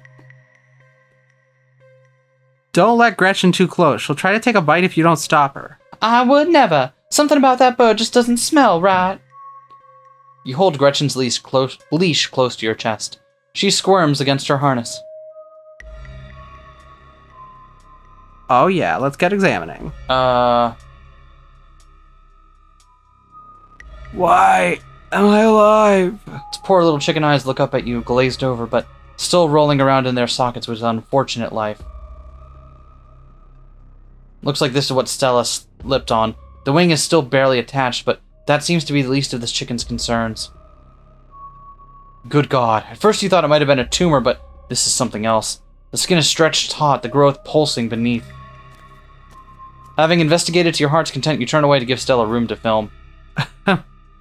It seems we found one of Duke's chickens, folks, and she's not looking good. I'm hesitant to speculate, but she definitely seems to have some sort of growth under her skin. Could be a tumor, could be something else. Either way, I don't think there's much that can be done for her at this point. Geez, I'm gonna have to put up some massive content warnings for this video. Hey, do you hear that? Are we now gonna put it out of its misery? There's something out there all around us. I can smell it. There are so many of them. What in Sam Hill are you two doing out here? Didn't I tell you to... Birdie? Oh, Birdie, what's wrong, darling? Good God. Did y'all see what did this to her? No, but I'm pretty sure we can hear them. Caught a glimpse of something earlier. We did catch a glimpse of something. It wasn't us, please don't shoot me, why should I tell you anything? We caught a glimpse of something, but I think what we caught a glimpse of was I don't know, she said that it seemed like something had the chicken in the footage. That's true, okay. I'm pretty sure we can, okay. We caught a glimpse of something earlier, and when we chased it, it brought us here. Whatever did this to her, I think we can hear them in the trees. Put that camera away for God's sake, girl. I don't want to be in another one of your videos. No one needs to see me like this. No one needs to see Birdie like this. You wouldn't put her online, would you? Not when she's like this, all swollen and hurting. Duke, did you hear me? I think they're coming closer. You stay away from Stella, you mongrels. Come out, you sons of bitches. Duke, don't shoot them. We have no idea what'll happen. You hear that, Stella? That ain't the sound of something peace-like. Whatever these things are, they'll pay for what they did to my girls. Come on, whatever your name is, grab that flashlight and help me line up a good shot. I can feel that white-hot rage from earlier start to wash back over me. I'm going after them. As the creatures in the tree line grow louder and more numerous, Gretchen violently strains against her harness. We were told to protect Gretchen at all costs here. You dive forward and scoop Gretchen into your arms, just before she manages to wriggle out of her harness. Your eyes fixate on the dark tree line over Duke's shoulder. Pardon me? God damn it! Pardon me? Oh!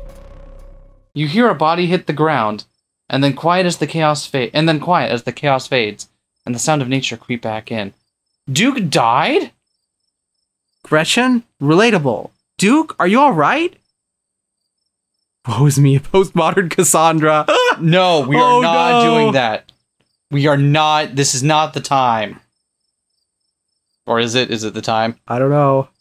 Are you alright? Little shaken up?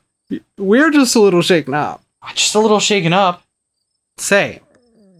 What happened? Did I lose myself again? I apologize for being so easily shaken up. I will do better. Gretchen, here, I'll take her. My poor little pup. Thanks for watching out for her. Duke? Are you okay? Oh! Oh my god. Oh my god. Duke. Holy shit. What do we do now? What the hell are we supposed to do? Gotta go after those things. We gotta go to the police. Let's just forget this ever happened. Can we please just go home? Stand in stunned silence. I don't know if we have an answer for this. Yeah. You stand in stunned silence. You've seen dead people before, but never like this, and those things are still out there. What happened to Duke? Is something wrong with him? Why won't he get up? Yeah. Yeah, this is a lot. We're in way over our heads. Let me just check the camera real quick. Christ, this footage is so dark and shaky. I hate to say this, but people need to know what happened here, Relatable. Duke's family deserves closure. Other people deserve to know what's out here. We need more footage. Come on, let's go after them before we lose our chance. Lead the way? Are you sure this is a good idea? Are you nuts? A man is dead, Stella. A man is dead, Stella. Then that seems like the weakest possible justification for content I've ever heard. On the other hand, I have a feeling she's going to go no matter what we say. Yeah. Maybe if we put up like a token resistance here? Sure this is a good idea, Stella? Nope, but we're already in this deep. What's the harm in digging a little deeper? Death! There is a dead man! A man who is dead! Interesting. So we got a choice here, probably. I wonder. We shouldn't do this. Abandoning the hunt. Let's not commit. Sure. You silently nod as your eyes meet Stella's. This might be a bad idea, but it's your and Stella's bad idea to make. Looks like Duke managed to tag one of them before he, you know. We should be able to follow that blood trail. Let's go out still fresh. Jesus Christ. Stella, I'm beginning to question your...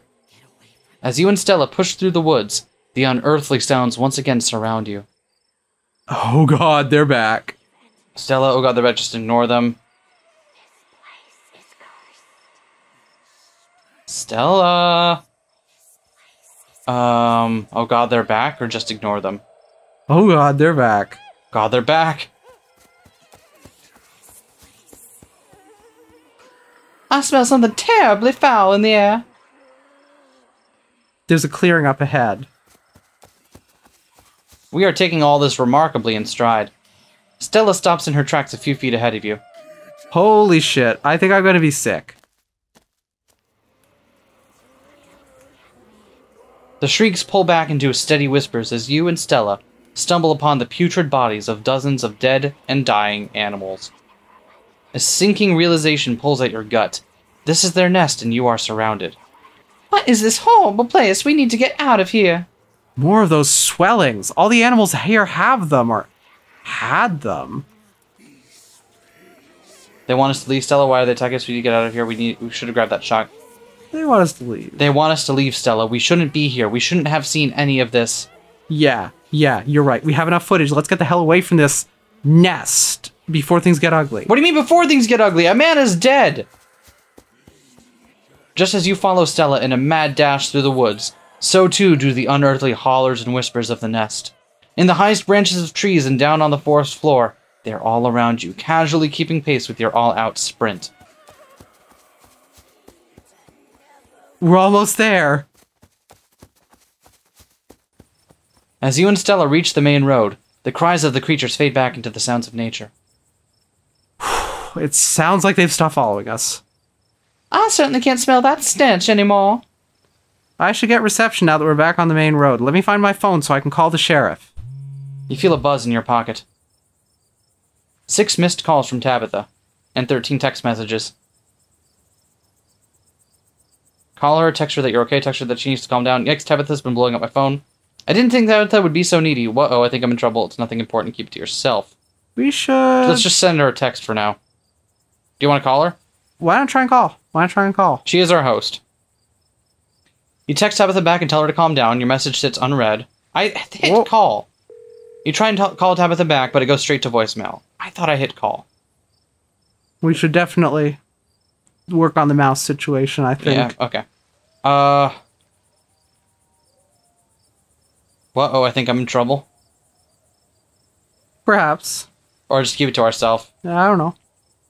She knows who Stella is. Yeah. Or no, Stella knows who Tabitha is, Yeah. so... Yikes, Tabitha's been blowing up my phone.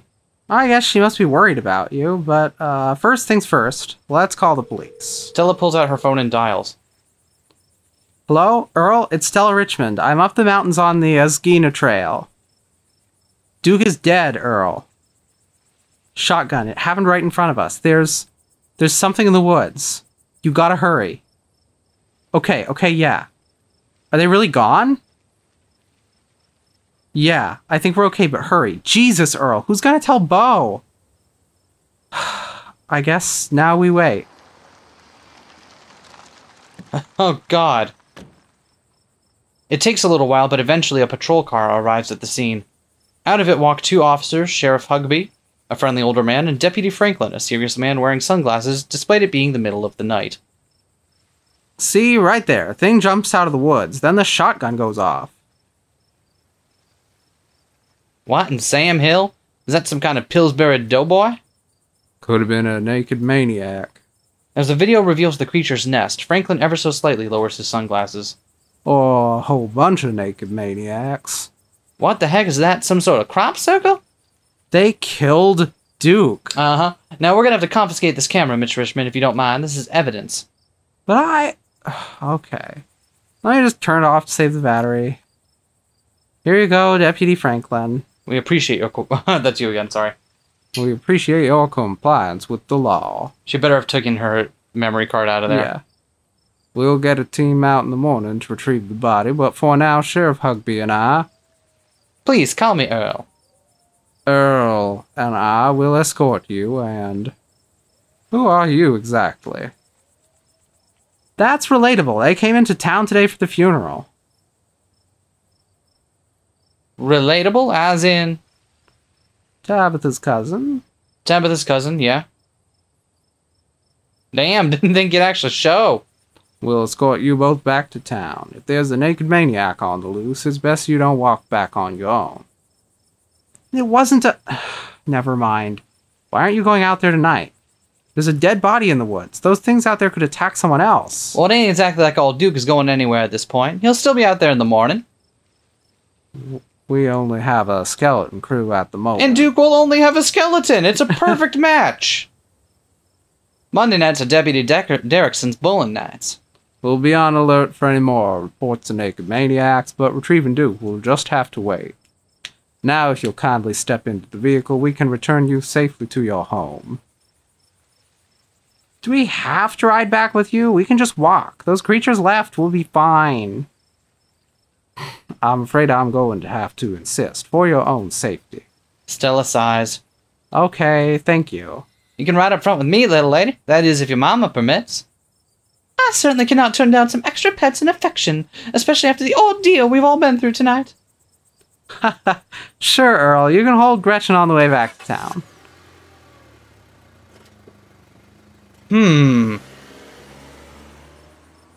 You two stay out of trouble. We'll have this all sorted out in the morning. Just get a good night's sleep.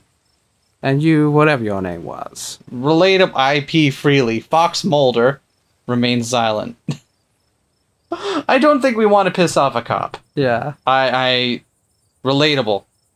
Sure, you're in town for the funeral? Good. Don't you go leaving before then. I imagine we'll need to ask you a few questions about everything you've seen tonight.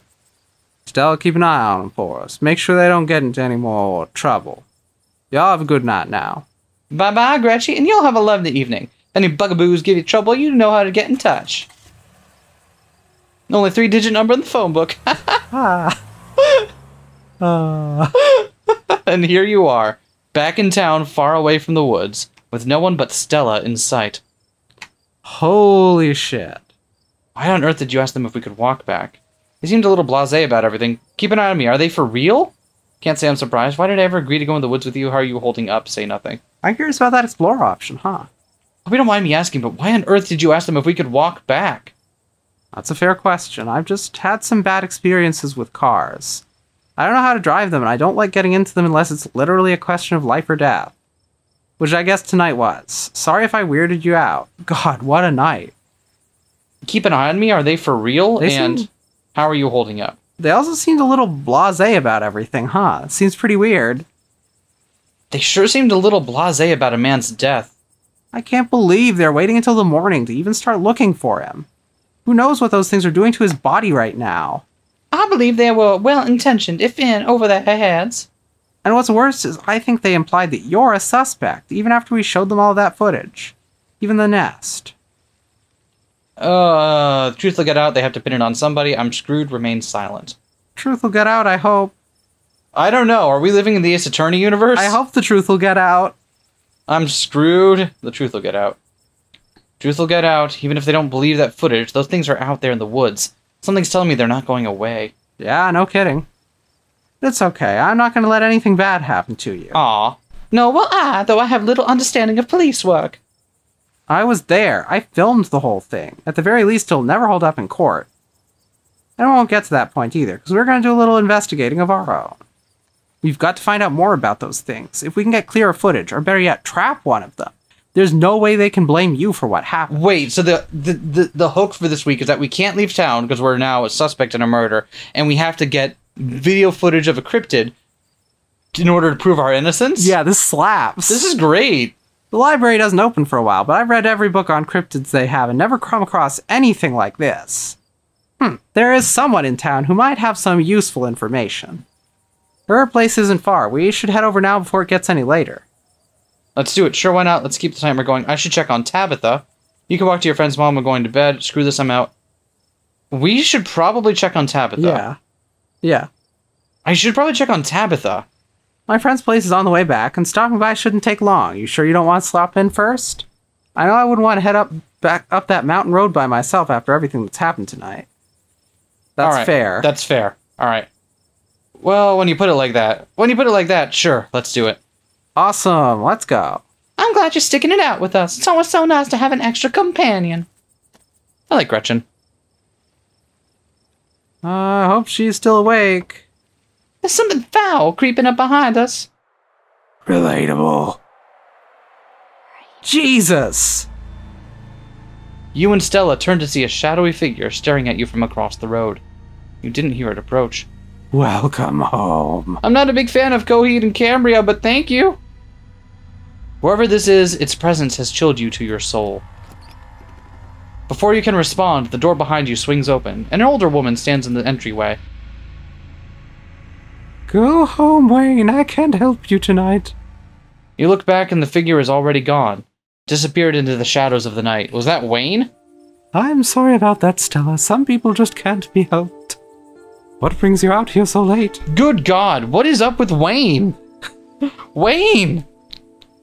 Wayne! And who is this? Hi, Miss Forsyth. This is Relatable. Is it okay if we come in? You and Miss Forsyth briefly lock eyes. So blinding and overpowering is her aura that just looking at her feels like staring directly into the sun. Her gaze pierces entirely through you, and in that moment, you feel wholly known. And then the moment passes and you only see the woman before you. Of course. You're in luck. I just put on water for hibiscus tea. And for goodness sake, you can call me Sybil. You're an adult now, after all. What is this lady's deal? Tea is life. Tea is indeed. Welcome, Oh yeah, tea is life! welcome to my little nook. This place always has the loveliest aromas. It's so nice to finally meet you, Relatable. I was so sorry to hear about your mother. Vivian was such a lovely soul, and she's been sorely missed in the holler, and now poor Pearl Ann is gone as well. I'm sorry. That's rough. Do let me know if there's anything you need while you're in town. Who was that outside? Who was that outside? Just a very sick man. You don't need to be worried about. Oh, just a very sick man. You don't need to be worried about Are him. you sure? You knew my mom? Of course, dear. She was a good friend of mine for many years. She was such a lovely woman. Hey, Sybil, what plants are these over here on the left-hand side of the screen? Hot, obviously. Okay, just double-checking. Gotta have something to do up here in the holler. I don't disagree. You should come by sometime. I can delight you with unsavory tales of her youth. Excellent. How did you know that she died? Oh, Pearl Ann was a chatty woman. Not much went on that I wouldn't get near full of. Bless her heart. I never met... Do we want to... Yeah. I never met Pearl Ann. You don't have to pass your condolences on to me. I have no feelings about the woman. Ha! That's fair, child, but it seemed like the right thing to do. That seemed a lot harsher than I... Yeah. We need your help. Ah, yes, I suppose pleasantries can wait for another time. What's got you here so late? You seem troubled. You know about weird stuff, right? Unexplainable stuff? I'm not so sure I follow, dear. I know which oils to use for which eggs. I know a bit about classical spiritualism. Just what sort of unexplainable things are you talking about? Duke was killed tonight by something in the woods. Oh my lord, have you contacted the police? Yes, and they didn't take it very seriously. They're not even looking for the body until tomorrow. Those things out there, I don't even know how to describe them. Okay, gut check on this one. Yeah? They're not looking for the body tonight because they already know what the beings are out there. Yeah. And they know that if they'll wait, the body won't be there anymore. Yep. And with only knowing Duke's death and no body or anything to show it, and conveniently erased footage, Yep. they'll be able to put the blame on us. Absolutely. I can't say I know much about local wildlife. My daughter always had a brighter gift for nature than I. This wasn't the local wildlife, Mrs. Forsyth. Here, I can show you. Stella pulls a memory card out from her sleeve and pops it into her phone. Stella, thank you. I had a feeling that's what she might have been doing when she was checking her camera there. Yep. Smart girl. I wasn't about to just let the police hold on to this. At least not before we had a chance to make a copy. Smooth. Cops are Yeah. going to be mad when they find out you kept that. Can't believe you're withholding evidence. Smooth. Smooth! Cops wouldn't know what to do with that footage anyway. Imagine if they accidentally erased it. Exactly. I'll give it to them if they ask again, but for now, we can examine the footage for ourselves.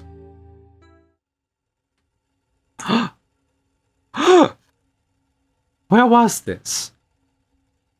Up the mountain to the northwest. Within the town limits. Yes. I see. Is there a way to make the video bigger and louder if you can? I'd need to plug the memory card into a computer. I could go back and get mine. Oh, the tease. No need. Kanika should still be awake. She can lend us hers. Kanika, are we seeing Kanika? You'd better come with Stella. I'm sure she'll be more willing to help a friend than her nosy mother. Gretchen is so happy to see everyone. Kanika, come on out. We could use a little help. What, Mom? Oh. Hey, Stella. And Gretchen! Who's a good potato?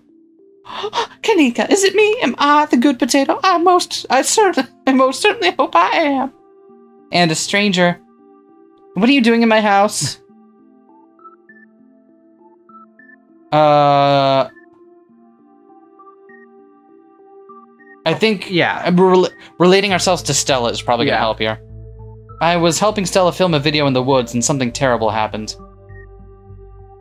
Everybody knows us already. Yep, everyone knows us already. Tabitha's cousin? Yep. Sweetie, we were wondering if we could borrow your laptop. Stella and her friend have a video to show us. It's really important, Kanika. Okay.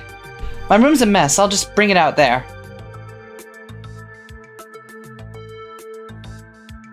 Heads up, Kanika. This is graphic. Duke got killed out in the woods tonight. It's on the recording. Wait, are you serious? Duke's dead? We can watch this without you. You know I have a harder stomach than any of our friends. I'm pressing play. Silence washes over the room as the video plays. Stella, what the hell is this? Sailor Moon! I love Kanika! Kanika, you're so great! Ah, Kanika's the... Sorry, Dustin. Now that's fair! Imagine Dustin in a tiny Sailor Moon shirt now. This is far beyond my ability to contribute. I'll just leave the thinking to you humans. I'm sorry either of you had to see this, but Relatable and I have no idea how to make heads or tails of it. Stella, are you okay? Did you get hurt? I'm fine, really. I'm okay. Ooh, okay, she's Let's not silent. Yeah. We're not gonna press that. That seems rude. Poor Duke, poor Bo. Has anyone told him yet? We talked to the police. I hope they told Bo, but Earl and Deputy Franklin didn't seem to be in much of a hurry to do anything. I'll call him later tonight.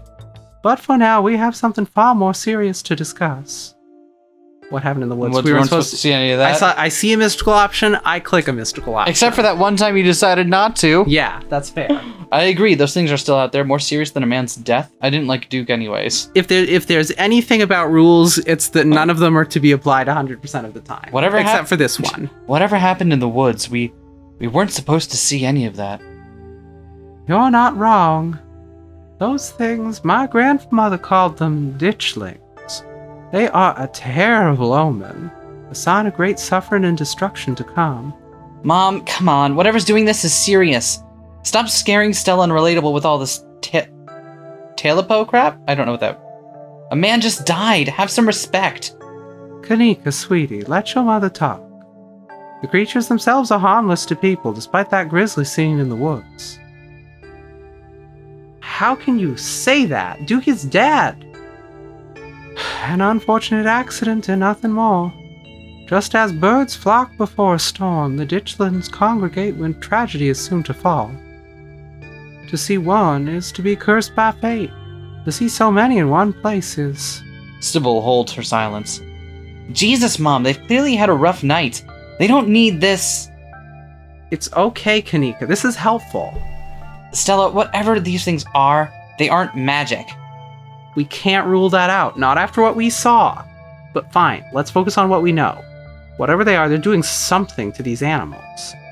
You saw that nest. What were those growths? Maybe the ditchlings were here for Duke.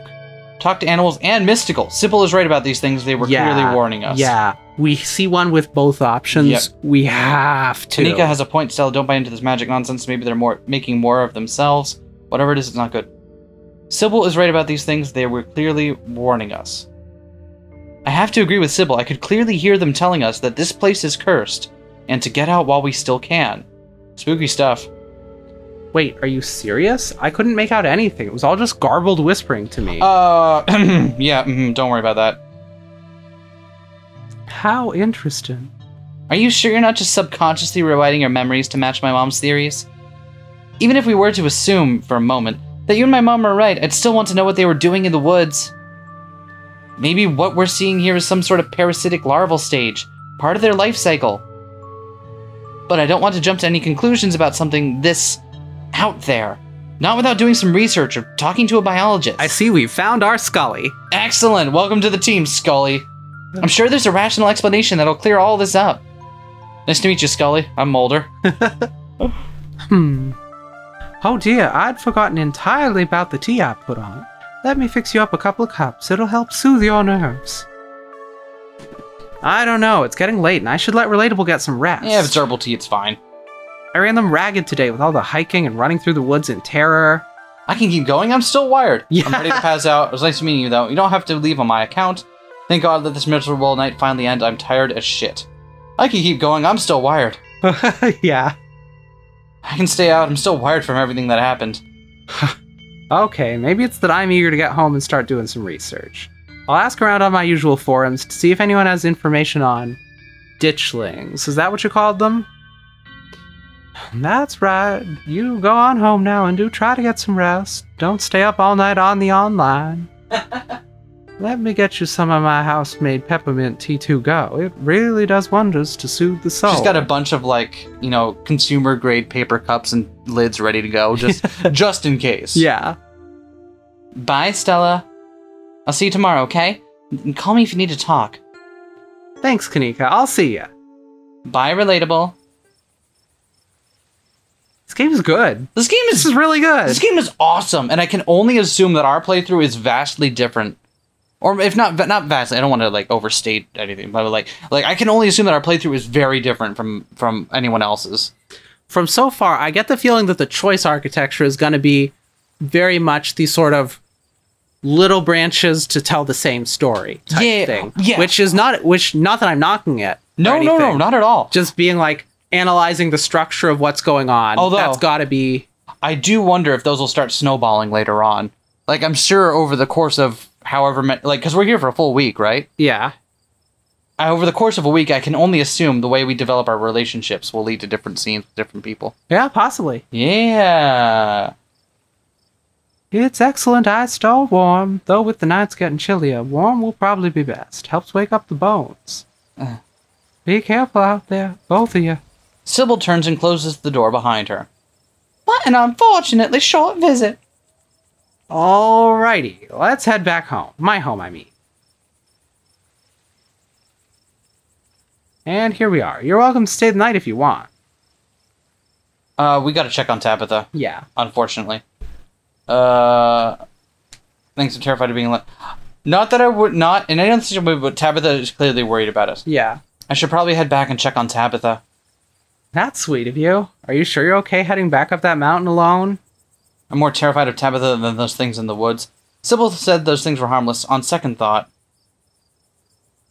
How far do we trust Sybil implicitly on that? She seems to know stuff. She had an aura that impressed us. Yeah. Like, thoroughly. And we're being very mystical. And then knew enough to turn it off when she saw us. Yeah. So... Sybil said those ditchlings are harmless. I think I'll be okay. It's not far. Well, I won't stop you if you really want to go back. Here's my number. Call me when you get there, okay? And good luck. It's not that I... Listen, I get what's going on here. I'm picking up between the lines here. But you gotta understand, she's our host. And she's been calling me a bunch and won't pick up her phone. So if I don't go back there, I'm gonna make an enemy of the person who's putting me up for the week. There's layers to this. You and Stella exchanged numbers. I'll see you tomorrow? Yeah, we're in this together. We're in this together, I think. Yeah, we're in this together. Yeah, we are. Stay safe, buddy. Good luck, relatable. Mm-hmm. Oh, woo! You begin the long hike back up to the Scarlet Estate alone. Almost home. Can't wait to see Dustin. You've made it. Your salvation in sight, you make a mad dash to the door. As you raise your arm, the door swings open. Achievement unlocked, good cousin. Because we went back instead of having a sleepover. Nice. Where the hell have you been? I called you back. Yeah. I called you back as soon as I had reception. Did you? I didn't notice. So you used to go by Tabby, huh? You know someone named Wayne? Do we want to poke about Wayne? Yeah, let's do that. Do you know anyone named Wayne? I have no idea what you're talking about. Fair enough. I met this girl in town and we hit it off, got suckered into something and it was weird. I watched a man die tonight. That's the only one that's fully honest about what happened.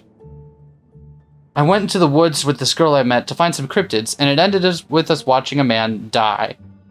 Ah, so you met Stella then. That explains everything.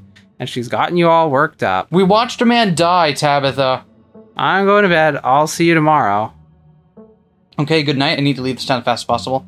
Wait, you don't want to hang out? You tuck me in? Wait, you don't want to hang out? Can you tuck me in is so funny, but we shouldn't pick it. Can you tuck... Hold on. Here's what I'll do. Here's what I'll do. Just for you. How's this? Wait, you don't want to hang out? I guess it's getting pretty late at this point, but... Okay, good night. Alright, good night. You're alone in the estate. The sound of the wind whistling through the house gives you an uneasy feeling in your gut. It's probably best to turn in and try to leave the night behind you. As you settle into your room, you remember that Stella asked you to call her once you got back. Call her. We need to check in with the other important person. Yeah. Dustin! Yeah, we do. You pull out your phone and call. Hey, how are you? She sounds a little different, like she's been crying. Did you make it back all right? Oh shit, was she saying that she needed someone to... Oh. Is that what she was implying? I don't know, maybe. Oh, fuck!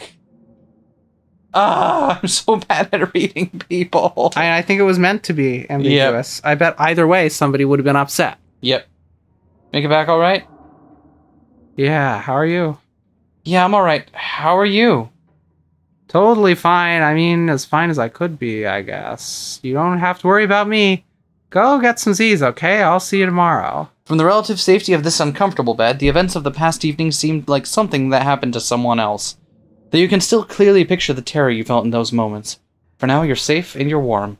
Eventually, the sun will rise and chase away the monsters and make them seem like nothing but bad dreams. Maybe tomorrow, if you're lucky. You'll wake up in the normal world and have a boring week in the mountains with your sour-faced cousin. It's a nice thought, but deep down you can't help but worry that things will only get worse. This is great! I'm so glad we're playing this. I never would have found this, and I would have been sad. Oh my god, our patrons have some really good taste. Oh, this animation! Oh, this is cool. Oh, this is beautiful. Scarlet Hollow Town. Oh, look at that. Oh, this is so good! How the hell have we not heard more about this? Yeah. This is fucking great! We need to rep the hell out of this We one. absolutely do. You know, there's a second part that's still out right now. Yeah. Are we going for part 2? Probably so. We're probably going for part 2. There's blood in that room. God.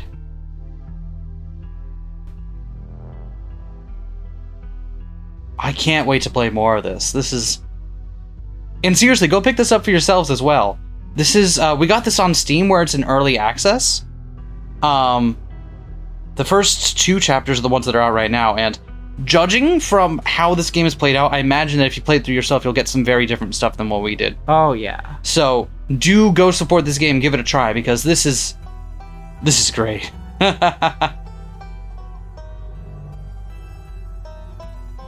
Oh man.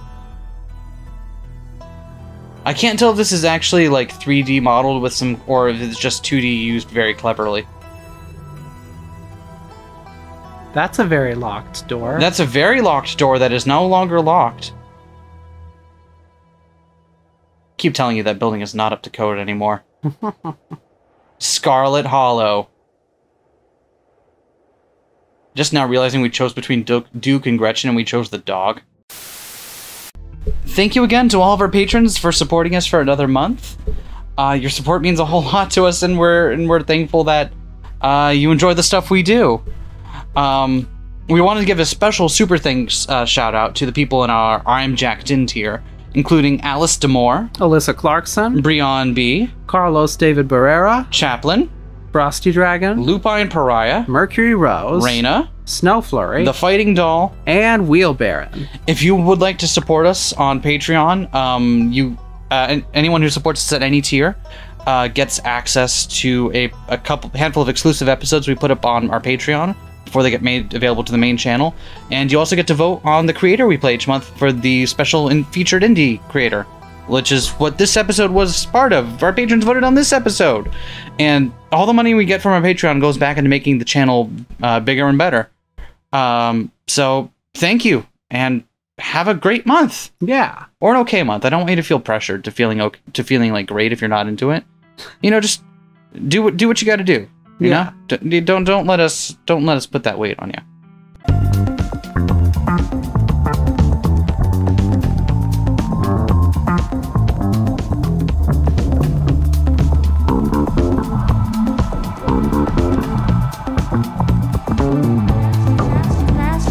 Smash that like, comment and subscribe.